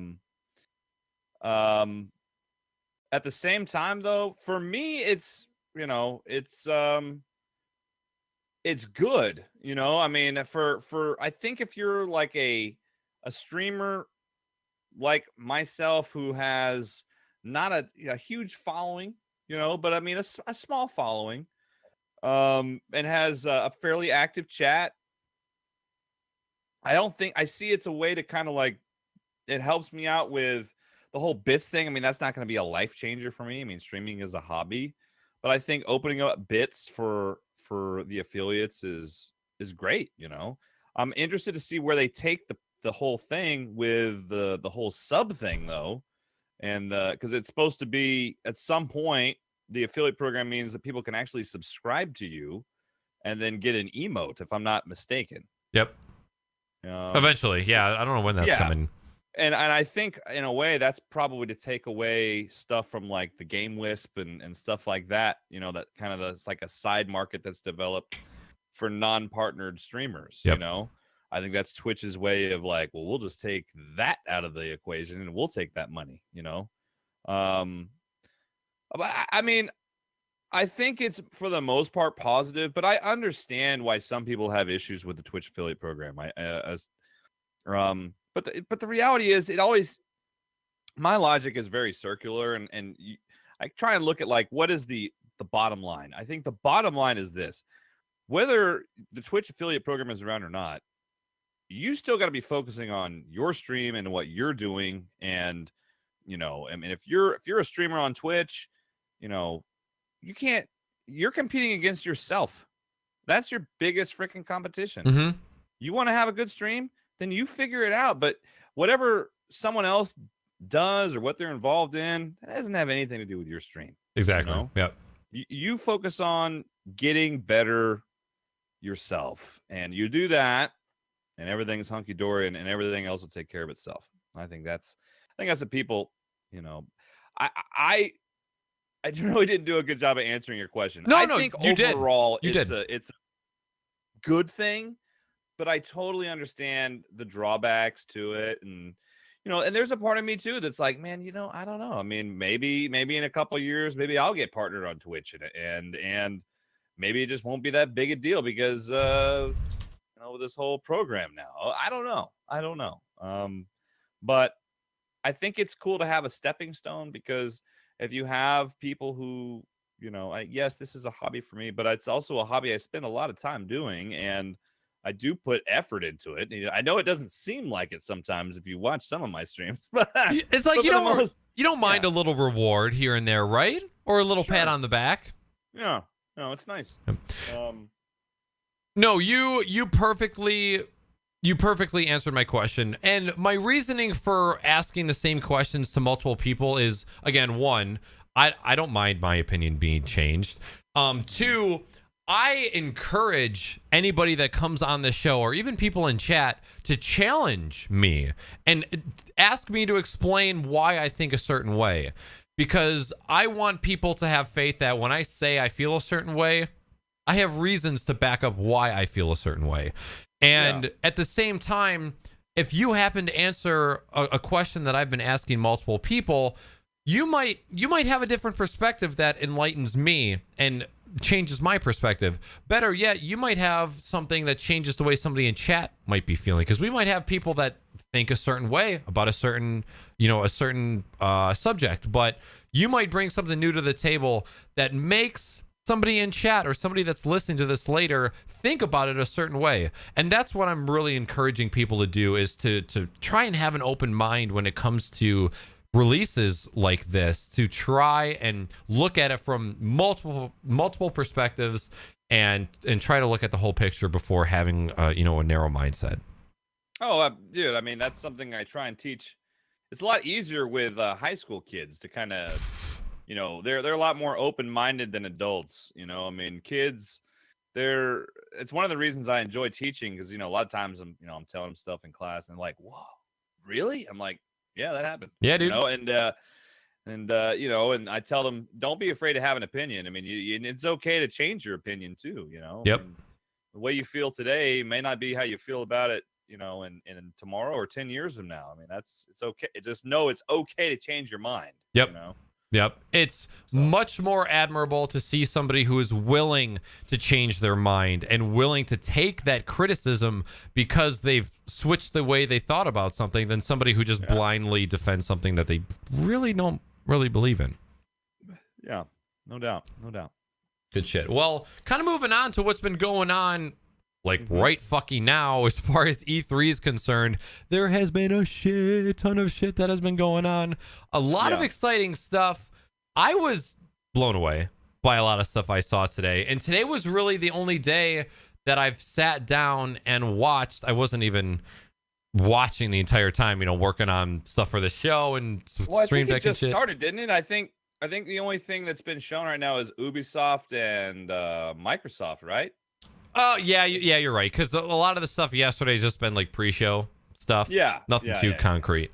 But Bethesda comes on like right after the end of this cast, I think. yeah, so I'm pretty much gonna be ending, getting food. I'm gonna do the same thing. I'm gonna be watching the Bethesda cast for sure. Good man. Well, what are the first things that stuck out in my mind was the footage of this Battlefront 2 that is going to be coming out very soon. And I know for a lot of people in chat that are from GSN, we have a lot of gamers that were burned by Battlefront 1. I know Mr. 42 bought the deluxe edition pre-order of Battlefront 1, spent like $130 on that game and barely got any playtime out of it. So what are your... the saddest thing. Well, yeah, it's so bad, and I think that was American. So Canadian, who fucking knows what he spent? Oh, God. That conversion rate right now. Oh gosh. What was your first impression of the Battlefront 2 stuff? The game looks amazing. I am not going to get burned on a pre-order again because it's already happened to me. I said I wasn't going to pre-order another game after No Man's Sky. I thought that I learned my lesson, but I didn't. And I pre-ordered Mass Effect Andromeda, and okay, now Mass Effect Andromeda, for the record, is not near the disappointment that No Man's Sky was. I mean, critically speaking, for me personally, I think it was a huge disappointment because Mass Effect's always been one of my favorite, if not my favorite game series. So I was kind of let down personally. And so for that to happen to me in less than one calendar year tells me I don't give a shit about your pre-order bonuses. If I like the game, I'll end up getting it later anyway. I'm not gonna pre-order anymore, and I'm hoping. I know people are gonna pre-order, man. Yeah, you got the guy at GameStop. Would you like to pre-order this shit? I mean, there's a reason why they keep doing pre-orders, is because people keep pre-ordering. They just say yes, so that he stops talking. They're like, well, you've got $88 in game credit from the 3,000 games you just traded in. Would you like to put $5 down toward Crackdown 3? Son of a bitch. No. And yeah. So I don't know. It looks cool. I want it to be good. I think it's great that they listened to the fans of the series and they added like the single player campaign and the space battles and. I hope as a Star Wars, look behind me. I mean, you see all the Star Wars shit on my wall? Yeah. I am a Star Wars fanatic. And so I want it to be good. And even as big of a Star Wars fan I will not be pre-ordering it. It just, and I advise you're going to do what the hell you guys want to do. But I thought for sure, I think pre-orders just end up screwing you over, in the end. I think it makes it to where, I mean, isn't a pre-order in a way too almost like crowdfunding? I mean, not totally the same thing, but especially when you're paying for beta access. Yeah, which is going to be happening for Battlefront. Or I'm sorry. Wait, I think it was Battlefront. Mm-hmm. I'm pretty sure. No, I'm pretty sure if you pre-order, you have access to the beta that's coming out. I'm not doing it. No, people fuck no. Are gonna want to do it. I'm not doing it. If you want to do it, I'm not going to think less of you because I've been there. I know. Okay. But I'm just telling you, if it doesn't happen here, if it doesn't happen for Battlefront 2, it will fucking get you one day. It'll burn you. And you're going to think about this podcast and be like, you know what? They were fucking right. Yep. Should have listened. Chat, I will disown you if you pre-order, especially if this is all coming from a fellow Star Wars fanatic. If you fucking pre-order Battlefront, I will disown you. I will fart in a jar and ship it to you and make it seem like it's cupcake cents, all right? I'm telling you, I'll fuck you up. Don't do it. I, for one, within the first 10 seconds of the Battlefront 2 trailer, I got the largest nostalgia boner I have had in a very long time. This shit did look good. It looked like the original Battlefront games with new graphics.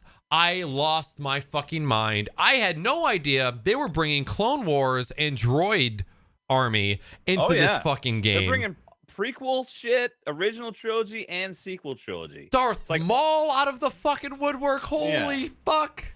Yeah. And they're going to have there'll be at least one more Battlefront on this console lifespan for sure. Yep. So I, for one, am beyond excited. They've confirmed space battles. They have confirmed classes, which has not been around since Battlefront 2. You're going to have career to where you can level up certain people of those class. You have the regular capture the point multiplayer. You have a single player campaign. Mm-hmm. I'm trying not to get hyped up over this, but it is really fucking hard because by hyped up do you say erect? Because you also just said it's really fucking hard. You just punned me, sir. Good, very nice. I'm impressed. Sorry, it had to be done. Hey, it's all good. Crocs and hot boners. Yeah. So I'm very excited for the game. It really truly feels like the company has listened to what the fans want and they are delivering it. It really seems like it. But then again, this is E3 coverage. These are trailers that are being shown at E3, so I'm very scared. I guess we'll just have to wait and see. We only have a few months to wait because it comes out, I think, in November. So, I mean, it's going to be here before you know it. It really is. And I'm going to force you to talk to yourself for 45 seconds while I go and pee. I should not have chugged 2 giant glasses of water right before the podcast because I am now going to burst from my urethra. Hey, do it, man. I had to go to the bathroom a second ago. So good, man. I will be right back. All right. So I can say what's up to chat real quick while he leaves. Dumb. Okay, so you guys want to know what we're going to talk about before we finish up the podcast? I've got the script.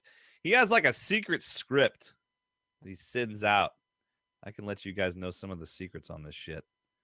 See, he said, he keeps the starter questions for himself.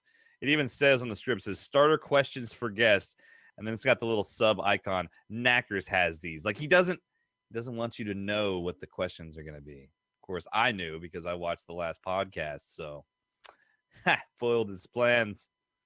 Let's see what else we got. So we're gonna talk. We got some shit about E3 to talk about, and then of course whatever questions you guys submitted. I guess I should go and look into chat real quick. Yes, that's right, dude. It's Jimmy Leaks right now. Jimmy Leaks. Shoot. I'm just curious. I guess since we're talking about E3 chat, what are some of is there any E3 stuff that you guys are super excited about? Or do you don't really give a shit about anything? Hashtag Jimmy Leaks. That's right. I think for me personally, and we're about to literally talk about it next, is the Xbox One X. So hot dicks? What? Nothing. What? Nothing at all. No, I was just I was telling them I was leaking your script notes to them. I was leaking it. Bad boy. I know. It was only a partial leak. It wasn't the full leak. It's okay. Just the tip. Well, just the tip. I'm down with that. All right. Well, yeah. So as far as Battlefront 2 is concerned, will not be pre-ordering. I want to support Star Wars as a franchise. And I don't want to go as far as to say that I'm going to wait weeks after release to see how it plays to buy it. I'll probably buy it day one that it's released because Star Wars has been such a huge part of my life. I want to support the franchise. I'll probably buy it. If the game ends up being shitty, oh well. I will buy it on release if the review embargo is far enough ahead of the game where I can get a reliable review. Like there's a few sites I read reviews from that if it's above a 7.5 or 8, I feel confident that I'm probably gonna like it. Yep. And there's not many, but there's a few. And so if it reviews well and if they don't have, now I always get concerned. It's not always true, but I always get concerned about games that have a review embargo to like literally the day it's released, and they limit like review copies. So which Bethesda is doing. Yeah, well, Bethesda kind of has a track record of doing that, so they're a little different to me. Although it annoys me. Because I think it's like, well, shit, man. I mean, what are you trying to hide? Is what the natural inclination is to think. But we'll see. And I hope I hope it's great too for the reasons you just stated. So I'm very hopeful, and I will play the fuck out of that game if it delivers what it promises. All right, so a couple other you pretty much added all these other points, so I would really love for you to go over what you're most excited about, and I can kind of bounce off of you. Okay, well, let's just go down the list. Okay. Dope. So I just put this on here, and I know I have an Xbox One. I love console gaming. I don't feel like, and part of that is because it's more portable to different rooms of the house for the most part. It's I don't know. I love consoles, and there's some console exclusives that are awesome. But the Xbox One X, they announced that, which is like what used to be branded Scorpio, right? They just announced today it's $499. It's basically a 4K console, you know. And then what's your opinion on that price point? I mean, I think for what the console is, that's probably, what they can sell it for without taking too big of a loss, I'm thinking. Because if you look at the parts of the console, I'm sure they're taking a loss selling it even at a $500 price point. You know what I mean? I agree. So I think it's right because they're trying to package it as basically a premium product. For someone like me, I think it's cool that they have one. If I didn't have an Xbox One X, I would probably want to get one. Or an Xbox, but I have an Xbox One. In fact, I have 2 Xbox Ones. I have one in my office, and I have one in our, we have like a game media room, in the house, and the Bang Sanctum. Yeah, also the Bang Sanctum, and my son plays video games in there, in the Bang Sanctum, and it just became a deal where it was too much of a hassle to move my Xbox back and forth from my office to there. And so I bought I bought another one. And so I'm like, well, shit, I don't need 3 fucking Xboxes. I really don't. If one of these dies, I probably will end up getting one, but I have one 4K TV and that one is downstairs. So I wouldn't see a huge difference anyway on a 1080p.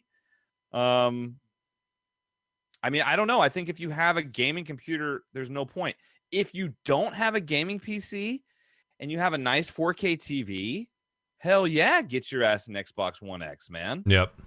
But otherwise, I don't think it's gonna sell like nearly even as much as the PS4 Pro because it's $500. It's an enthusiast. Yeah. Well, here's the thing: the Xbox One retailed for $499 when it first released. Did it really? Yeah. So, wow. And that's what made me think that the $499 price point for this 4K 60 FPS console is actually a really good deal. Yeah. So I'm kind of on the fence. The only reason I will not be buying one is because all of the games will eventually be coming out for PC through the Windows, store. Yeah. Yeah. So, if that wasn't the case, I would probably be buying one for some of those exclusives because there was a lot of games that I saw today that I was very intrigued with. Mm-hmm. No, me too, man. I saw quite a few. We'll talk about some in a second, but for me right now, I think I probably won't get one at that price point. I feel like it's probably going to have to drop a little bit more before I'm interested because one, I literally have one 4K set in my house and it's in my downstairs living room, which we don't have a console hooked up to because we don't, and we probably won't, so it's in, I don't know, man. I'm like first world problems over here. Like, I don't want to have a console in my other living room. Yeah. Hey, man, you worked to get where you got. All good. Jeez.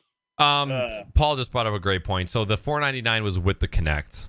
So I think it was $399 without. Okay. Even still, yeah. And I got mine with a Kinect. Okay. And shortly after it came out. So, it was a present. It was my wife bought it for me. So. Which, speaking of, Kinect's dead, right? Yeah. Okay.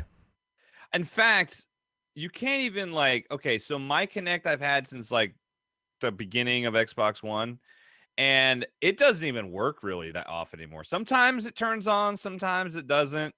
It costs like $100 to get it fixed. I'm like, what's the damn point? And nothing's being made for it. I'm not even gonna, so It was a cool idea, but the bottom line was it was spending too many system resources, I guess, to operate the Kinect, and that was one of the reasons why Xbox One and PS4 weren't matching up well early on. Makes sense. So, the next one, I don't know if you're excited about this or if you played the other ones, not the Assassin's Creed Origins. I was just giving Speed Demon shit today about Assassin's Creed. I think I struck a nerve with him when I started talking shit about it. Oh, really? Yeah, he got real defensive. I still love you, Speed. I like Assassin's Creed. I like some of them. Like I played the first one. I didn't play through the second one. The third one bored me after about 3 hours. The fourth one I thought was awesome, but it was more like Pirates than Assassin's Creed. And then that's pretty much it. I played Revelations and some others. I'm willing to give this a look only because I haven't seen many games set in ancient Egypt. So if it reviews well, I'll probably give it a spin, but it's nothing I'm like, yeah, I got to get it. Okay. I played the first one maybe an hour or so. It just did not grab my attention. And this is way back when it was like first around. And then that was like 2000. That was like 10 years ago. Yeah, it was a long time ago. 2007, I want to say. Yeah. When it first came out. I have watched a shit ton of gameplay online. My old roommate played the crap out of the pirate one where you were on a pirate ship. Yeah, that was 4. Yeah. 4, okay. And then the game before that, I watched him play the shit out of that one as well. So I know enough about the game to know that it's not my type of game.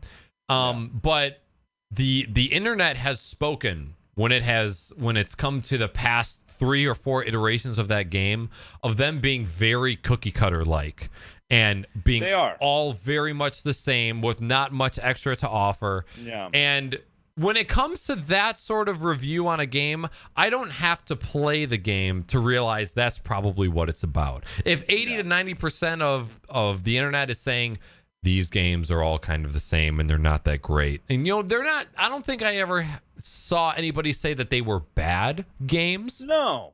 They were just very uninspiring and not unique. Not unique. Ununique is not a word whatsoever. Come on, middle school teacher or high school teacher, help. They were not original. There you go, not original. Yeah. So, and it just makes me not, if I see a game 2, 3, 4 times in a row come out and people are saying the same exact thing as they did the last time, it's like, like a lot of people have said, it's that Call of Duty effect. When you're pushing out games yearly, even more than yearly, there's not much innovation that you can do in between titles. I think by the looks of chat and how both you and I feel, I don't feel like we even need to discuss this anymore. I think you and I pretty much feel the same way about Assassin's Creed. Although I've played more than you have of them, I pretty much feel the same way. So, and go ahead.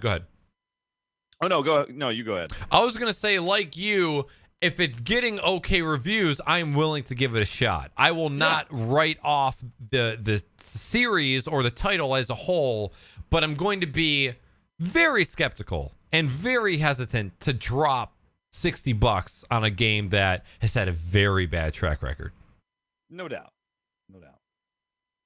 Okay, so the next thing, I thought you would be excited about the next one, because when I saw it, I thought of you actually because of what you've been playing lately. Yep. And true story. Okay, so it's Metro Exodus, which is a sequel to Metro 2033. Is that what it's called? Last Light. Last Light's the last one. 2033 is the first. Okay. So I haven't played either. I did get them on sale recently in a sale. I just haven't had a chance to play them yet because I've got a huge backlog. Yeah. That's what she said. Streamer life. Hey. Yeah. But I watched it and was just like blown away with the detail in the game. But, I don't know how much of that was fucking CGI and how much was actual, in engine. But it looked cool. From the past 2 games, I can say that what you saw is probably pretty accurate to what the game is going to look like. Not only does that game play well, that game streams very, very well. I think people in chat who have watched me play through these Metros can say, yeah, it looked fucking great. So the game is probably going to be gorgeous. Cool. No, it looked good, man. I'm excited about it. It looked like this awesome post-apocalyptic world that was just highly detailed. I was watching, it was just like, oh my god, that looks amazing. Yeah, I highly recommend playing through both of those. They're on my list, man. I haven't finished the second one yet, but well, seeing you play them confirmed that they're on my list. good, awesome. Yeah, the first thing I like, the setting of the shot came in. It was showing like the post-apocalyptic world with abandoned cars and buildings and stuff. And then they showed a gas mask and your watch beeping because your oxygen was running out. And I had fucking PTSD just thinking about that, because that has caused me so much stress in the game. I was like, this is a fucking Metro game, 100%. But super excited to play it because the past two, I got them for like $10 total or something. Very, very low amount, but the games have been fucking fantastic. I just realized I've been here this whole time and had forgot to host the Wow, Jimmy. Wow, how dare you? No, the conversation was so good, man. I didn't even look over there and see that I had not hosted it. So that's a testament to you, man. Hey, it's all good, brother. Yeah. Okay, this is a short one. PUBG coming to Xbox. Well, I mean, if you're playing it already on PC, I think that's the way you're gonna want to play it. But if you don't have a gaming PC and you want to, I mean, I know there's plenty of people out there that don't. I didn't have one until recently. I definitely didn't have one until I upgraded my graphics card that I could, it was my old graphics card was choking on PUBG. And I know it's still early access and everything, but that fucking game chokes 1080s, and I can attest to that.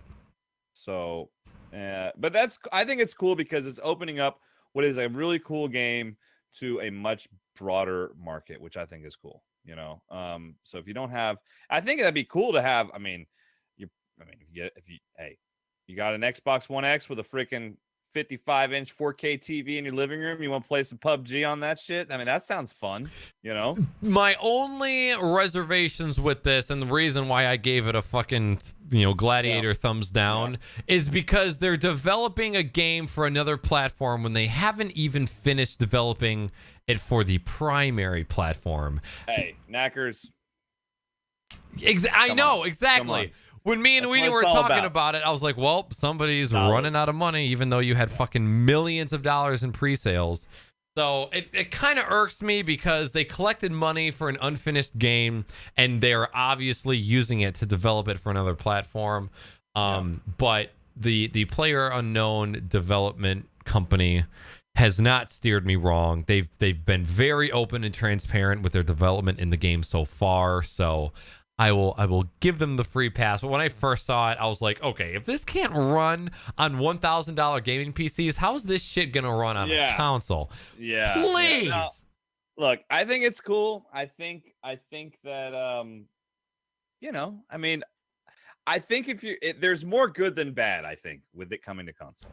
I agree with you. Yep. I got to push my cynical thoughts aside. Well, remember, you're with a guy I'm like 1 foot in PC Master Race, 1 foot still console side. I'm gonna pull you out, Jimmy. I play a lot of console shit. So, which I totally get, because even watching the E3 conference, I'm like, hey, I would buy an Xbox, One S to play some of these exclusives. I'm not going to miss out on that opportunity because I'm a prideful PC gamer. Yeah, no doubt. Understandable. Minecraft with unified platform across console, PC, and mobile. I'm not a Minecraft guy. Me neither. But fuck, it seems like everyone loves Minecraft. Yeah, and I can't get into it.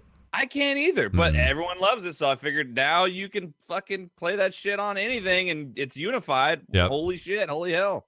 If I can walk up to a person and have them say, I love Minecraft, I dump 50 hours a week into it, my whole family plays together, fuck yeah, good for you. I'm super glad you have a game that you can play and enjoy and lose your mind in. I can't do it. I just can't. I can't fucking do it. I don't get the draw. I mean, I get the draw. It just doesn't draw me. It just doesn't get you. Yeah.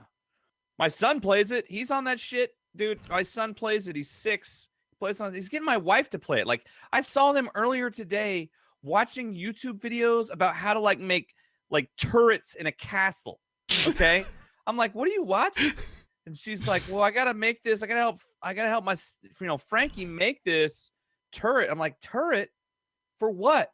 Like for Minecraft. I'm like, are you seriously fucking watching a Minecraft video on YouTube to build some shit? Yep. Are you serious? And Yep. she looked at me like, gave me this death stare. I was like, okay, I'm all right, cool. Oh boy.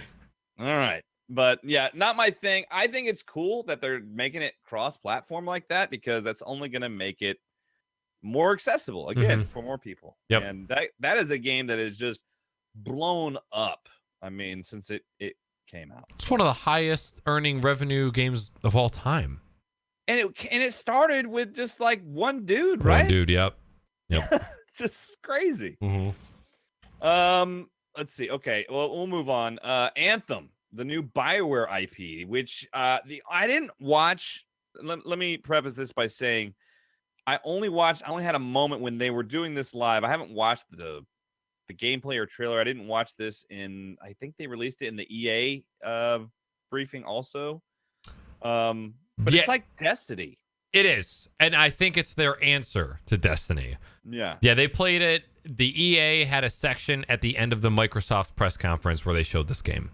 And it was very, very Destiny-like. A little bit more rugged, where Destiny is more like space, alien, shiny sci-fi it wasn't universe. As shiny, I thought. Yeah, I thought it was like a grimier type of universe. Kind of like a little Gears of War-ish, kind of.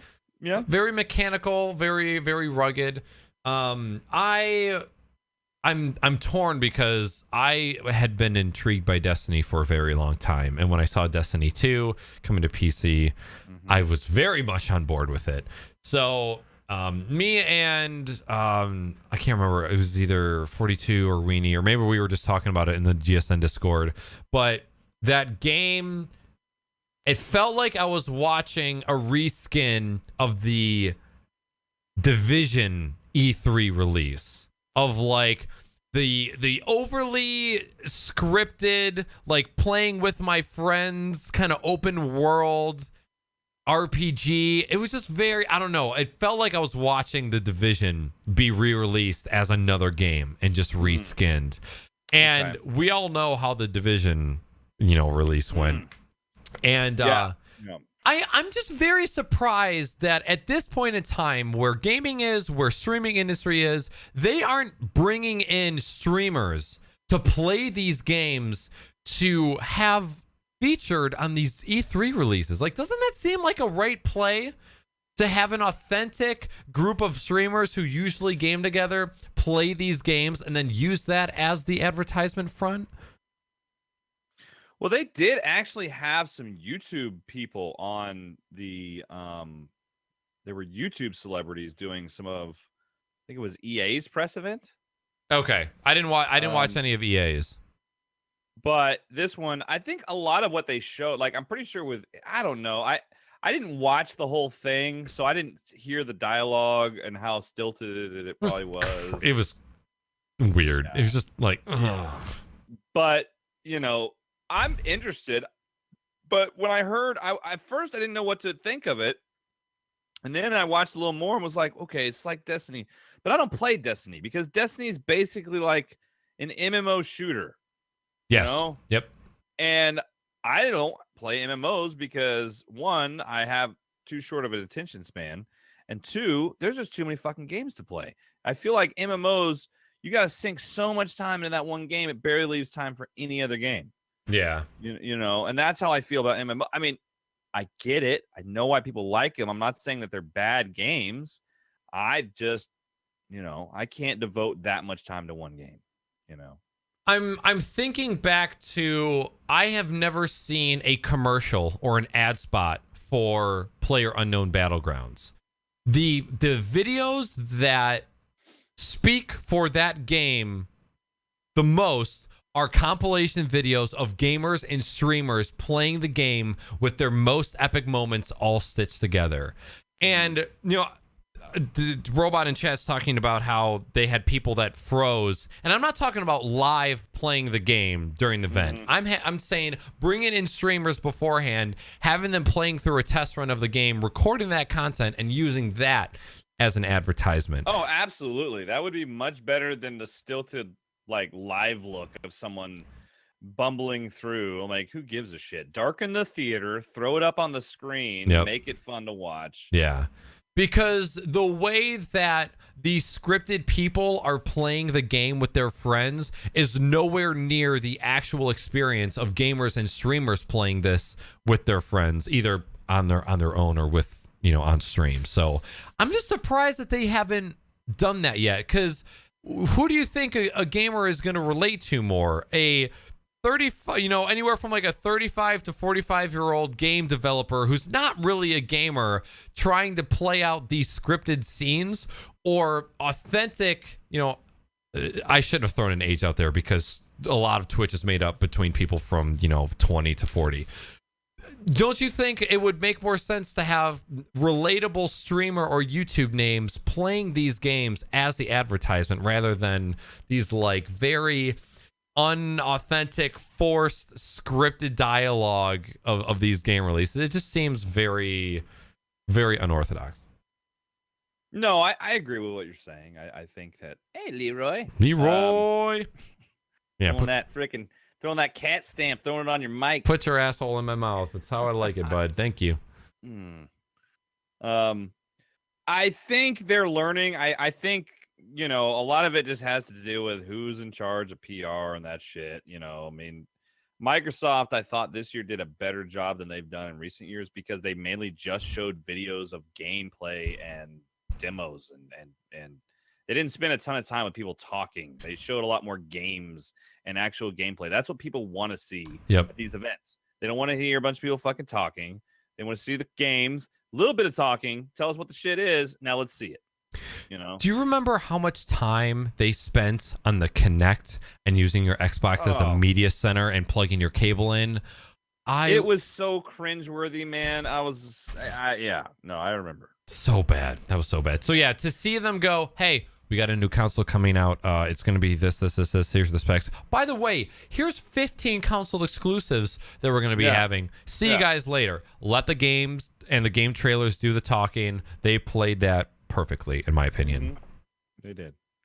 Speaking of Xbox, another thing, and this will be a blurb, they announced that the original Xbox backward compatibility was coming. So for those of you that have been wanting to play OG Xbox games, that is coming soon, which I think is cool. When they put Crimson Skies up on the fucking, I was like, no fucking way. Okay, Crimson Skies was the very first, if not the second game that I had an experience with Xbox Live. Like, fucking headset plugged into the original fat Xbox controller, screaming at noobs over your headset. And this was the headset that only had one earphone with the microphone. Oh yeah. Legit old school Xbox Live. I played so much Crimson Skies. So to see that coming back, ever since then, I have been scouring Steam for a game that plays like Crimson Skies and have yet to play a game that plays like it. Like Weenie's saying in chat, Fusion Frenzy, if that fucking comes out, you bet your ass I will be getting it. Good Bowler, Knights of the Old Republic 1 and 2, I'm sure that shit's going to come out, man. It's going to open people up to some really cool classics, and I can only get behind that. I still go back and play old games, even though I have this huge backlog of games I've never played, but there's something about going back and playing a game that you have, and even going back and playing some games that you've never played before because you've heard, there was a great game that you missed. It just happens. You can't play all the freaking games. You don't have that kind of time. So cool. Super excited for the backwards compatibility. Yeah, double backwards. Yeah, all about it. Take that, Sony. Life is Strange prequel coming in September, and I can't remember the fucking name of it now because I've had like 5 beers today. Yeah, I can't remember it either. But it is a prequel.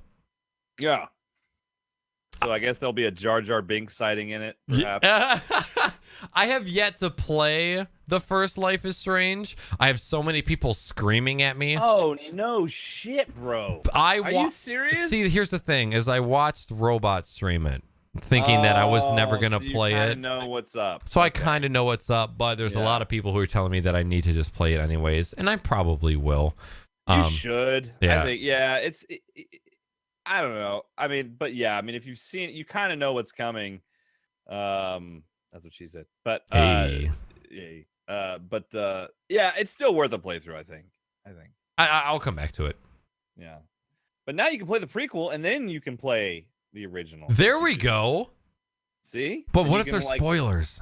What if there's spoilers in the prequel? But you already watched fucking whatever. Yeah. You'll live. There's certain parts that I know, and I know what happens in the end, so I just don't know if it's worth my time. But again, there's a lot of people telling me that I should. It didn't take that long. You can finish it. I bet you could finish it on stream in about, like, you could probably do, I don't know, your streams are what? Like anywhere between 4 to 6 hours usually? Yep. I would say one episode takes anywhere between, might take you, I mean, you don't go, the robot approach is like the long fucking, like he takes his sweet ass time with those types of games. Yes, he does. Like, well, should we do this or this? So I'm like, we're fucking doing this. Robots but too nice. I think you're somewhere in between us. So I would imagine you could probably make it through it in, 3 or 4 casts tops. Okay. You might have one cast where you do 2 episodes and then you could finish it. And I don't know. The episodes are only like 2 to 2.5 hours each, if I remember correctly. How many episodes are in the first game? I think it was 5. 5. Okay. 5 or 5. I think. Okay, gotcha. I think. By the way, my fucking. You hear that right now? I'm not gonna hear that shit. It's like, dude, put some fucking WD-40 on that shit. I man. need to, but like the thought of having to disassemble you this. still gotta fix your door though.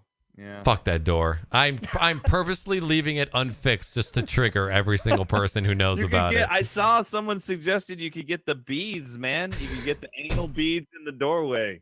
Yeah. No, well, if they're not used for sex, you call them anal beads. Anal. They are anal. And you make them sound fancy. They sound French now. Do you like my anal bead necklace? Oh, it was for free.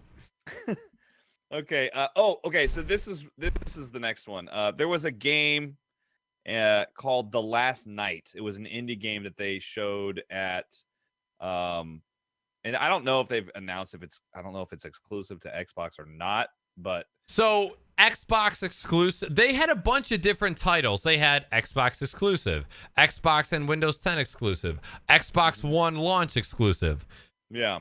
According to what people have told me, anything that is coming out for the Xbox One and above, or like from then on out, will be coming to the Microsoft Store for PC. Mm-hmm. So whether that means that it's going to come out on Xbox first and then come out later for PC, I think it depends on the game. Whether or not there's cross-platform play between the two is also kind of up in the air. But from what I hear, anything that's going to be coming out on Xbox will be available for PC. Windows 10 PC. Well, and that's pretty much almost all gaming PCs for the most part.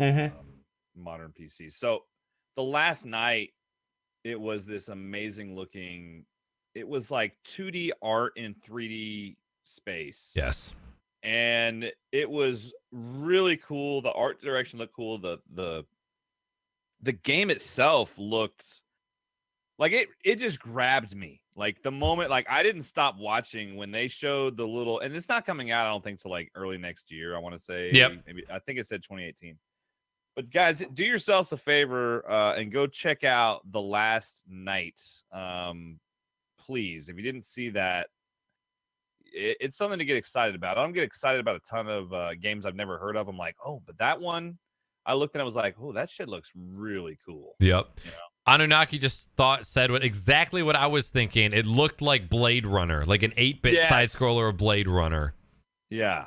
All about it. Very apt description, Anunnaki. Yep. Yes. And then we got Bethesda that's actually going to be starting in a half an hour. Dude, we got to wrap up our final questions. We got to get the fuck out of here. Hey, it's been nice being on the cast. I'm out, bitches. Peace. No, yeah, and that's exciting too. I'm really hoping that they announce something Elder Scrolls. I don't think they will because I don't want to get disappointed, but I think Skyrim came out in 2011. Yeah. Okay, it's gonna be 6 years now since the last actual fucking like sequential Elder Scrolls game. Yeah. I think it's fucking time, man. And I'm just scared that they've been dumping all of their resources into the Elder Scrolls Online. They just pushed Elder Scrolls Online Morrowind.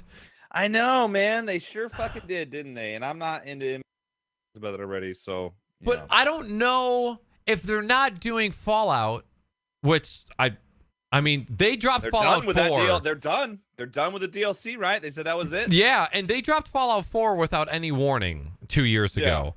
So they could. Oh, and that Fallout shelter shit too. That was cool. Yeah. So if they're not doing Fallout and they're not doing Elder Scrolls, what the fuck are they up to? So this could go sideways in a good way. Yeah, I'm hoping it does.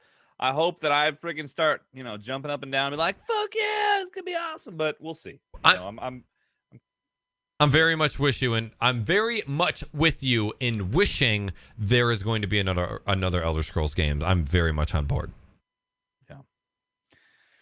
Word. Okay, wow. We did it, man. We made it to the end. We got it. Question time. Now all we got is question time. So let's learn of all your deepest, darkest secrets. The first question we have comes from G-Dude. Who is your favorite professional football team? Oh, that's an easy one. That is the San Francisco 49ers. Hey, not to be confused with the 69ers. Weird. Yes, not to be confused. It may sound weird because I was born in Texas. I live in Texas now, but I moved around a lot when I was a kid because my dad was in the Army. And when he got out, we moved to the Bay Area first. And that was about the time I started getting into football, and it just stuck. So I've always been a 49ers fan. Love them. Okay. Even though they kind of suck now, but I still support them. So, it is what it is. I'm going to guess that question is for you because I don't follow sports whatsoever. But I'll go ahead and answer it and say the Detroit Lions because why not? Fuck the Lions. So bad. Next question comes from Paul. Have you seen the EA Microsoft E3 pressers? If so, what did you think of upcoming games? I think we just covered that pretty thoroughly. We pretty much covered that pretty good. Next question comes from Good Bowler. Who is your favorite Star Wars character from the original trilogy, episodes 4 through 6? Without hesitation, Han Solo. Yeah, I'm going to have to go with you on Han Solo as well. The best fucking character, bar none. Now, I was also a huge fan of Alec Guinness in the original trilogy. I thought he did a great job as Obi-Wan. But yeah, I mean, Han Solo, fuck, man, come on. I'm actually excited for the prequel thing to Han Solo. I think they're gonna do it after seeing Rogue One. I feel like they're gonna do it justice. Like these little spin-off Star Wars movies. I feel like after seeing that, I'm like, okay, they can do a good job with these. So I'm excited for the Han Solo film. Where does Rogue One place on your favorite Star Wars movies of all time? Okay. Empire Strikes Back, number 1. Return of the Jedi, my number 2, probably. Original Star Wars, probably number 3. I'm still original trilogy, still my favorites. So it's okay. And then I honestly, if I'm being honest with myself, I might have actually enjoyed Rogue One more than I enjoyed Episode 7.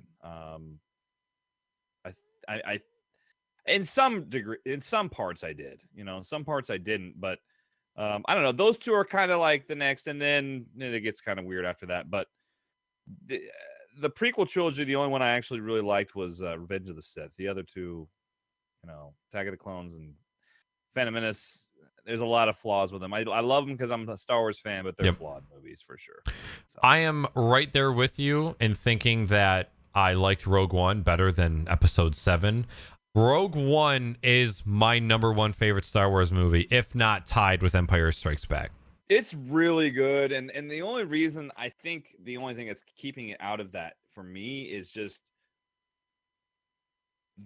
I've watched those other ones so fucking many times. Yeah, the nostalgia.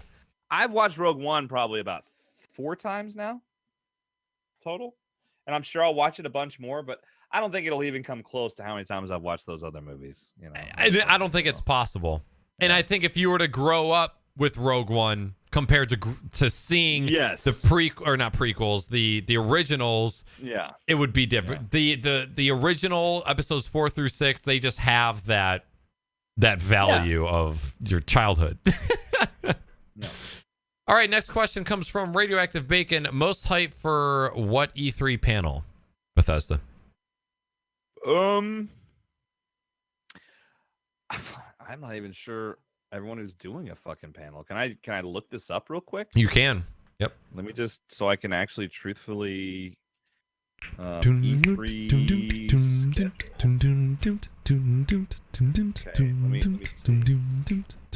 Well, I was excited to see the Microsoft one because I own 2 Xboxes. Sure. I enjoy that. I'm excited to see Bethesda. I'm excited to see Sony's too. I have a PS4. Same. And Nintendo too, dude. I got a fucking Switch. I want to see what Nintendo's gonna put out. Hopefully something new. So honestly, I love this time of year. I love E3. I'm glad it came back. And you guys may not remember. Some of you remember this, but if you're real young, there was a few years ago, like they didn't have E3 for like a couple of years. Like they stopped the big E3 thing. Like they didn't really do like the big, and then they came back to it. I think because they realized we're fucking stupid. This is an easy way to get. But it's always cool to me. There's always some kind of surprise, which is what makes it fun. There's always something on there that you didn't see coming, and then you're like, you didn't know you wanted to buy until now. Yep, absolutely. Or new Capitalism titles at its finest. Exactly. Yep. Yeah. All right. Second to last question, also from Radioactive Bacon. Hype for gun running update on GTA 5? I figured you would be. I don't even have GTA for PC. In fact, I played through the campaign on Xbox and I enjoyed it, but I never really got into GTA Online because I didn't have anyone to play with. Fair enough. That's 75% of the fun in that game is playing with other people. I think if I had some fun people to play with, I could probably get into that. But at this point, I'm like, man, there's other games for me. But I get why people are hyped. I mean, it's a great game that's been putting out great content over the years, and shit. Why not? Why stop? Why stop now? Exactly. People are still willing to buy it. It's one of the top selling games still, and it's been how many years old is it? So a lot. Yeah, just give me your fucking money, please. Yeah, why not? Fine, take it. Final question for you, seeing as how I don't have a child that I know about. This one comes from Sonochamp. What age did your son start gaming? Oh, wow. You want the actual honest to God truth to that? He wasn't even 2. Wow. He wasn't even 2. Like when my son was almost 2, we used to have these apps like on the iPad. They're like baby apps.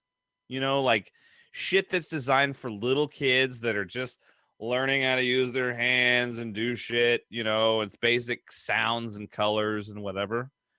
But I kid you not, man, my son watched me play. I was playing like Angry Birds on my phone, and he kind of figured it out.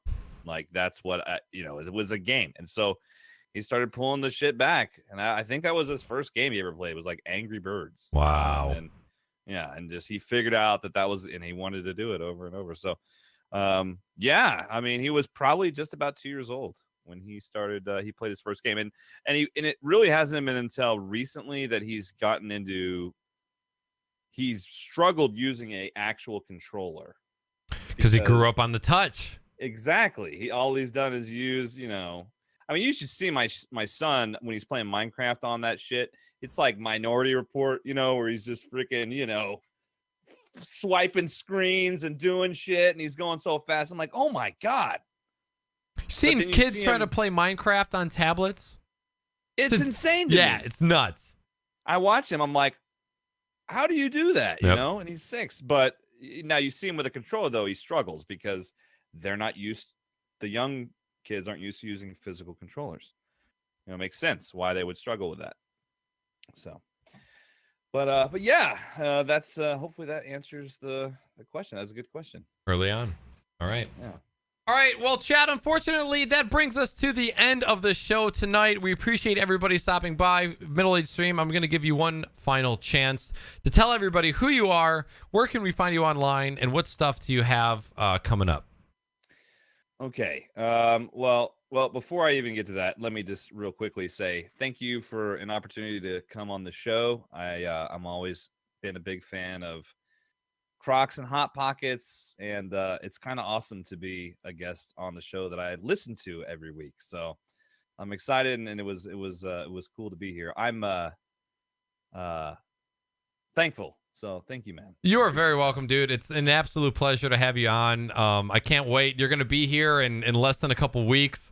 And it's super great to have you on just to be able to talk about this stuff. And this is what this show is all about. So I'm more than honored to have you on. Thank you. Well, for those of you who don't know me, my name is Jimmy, aka the MiddleAgedStream on Twitch, which is pretty much www.twitch.tv/themiddleagedstream. You can also find me at Twitter. My Twitter's a little different because you can only have so many characters in your username. It's just at MiddleAgedStream on Twitter. But no worries. It's if you find me on Twitch, you can find my Twitter. That's all on there. And as far as stuff I'm doing lately, drinking beer, grilling meat, and playing video games and hanging out, man. That's pretty much me for the next couple of weeks. I'm excited to have summer break. Awesome, dude. Well, in reciprocation to you, thank you very much for being here, taking the time out of your day to join me on the podcast. It's greatly appreciated. I had an absolute blast with you.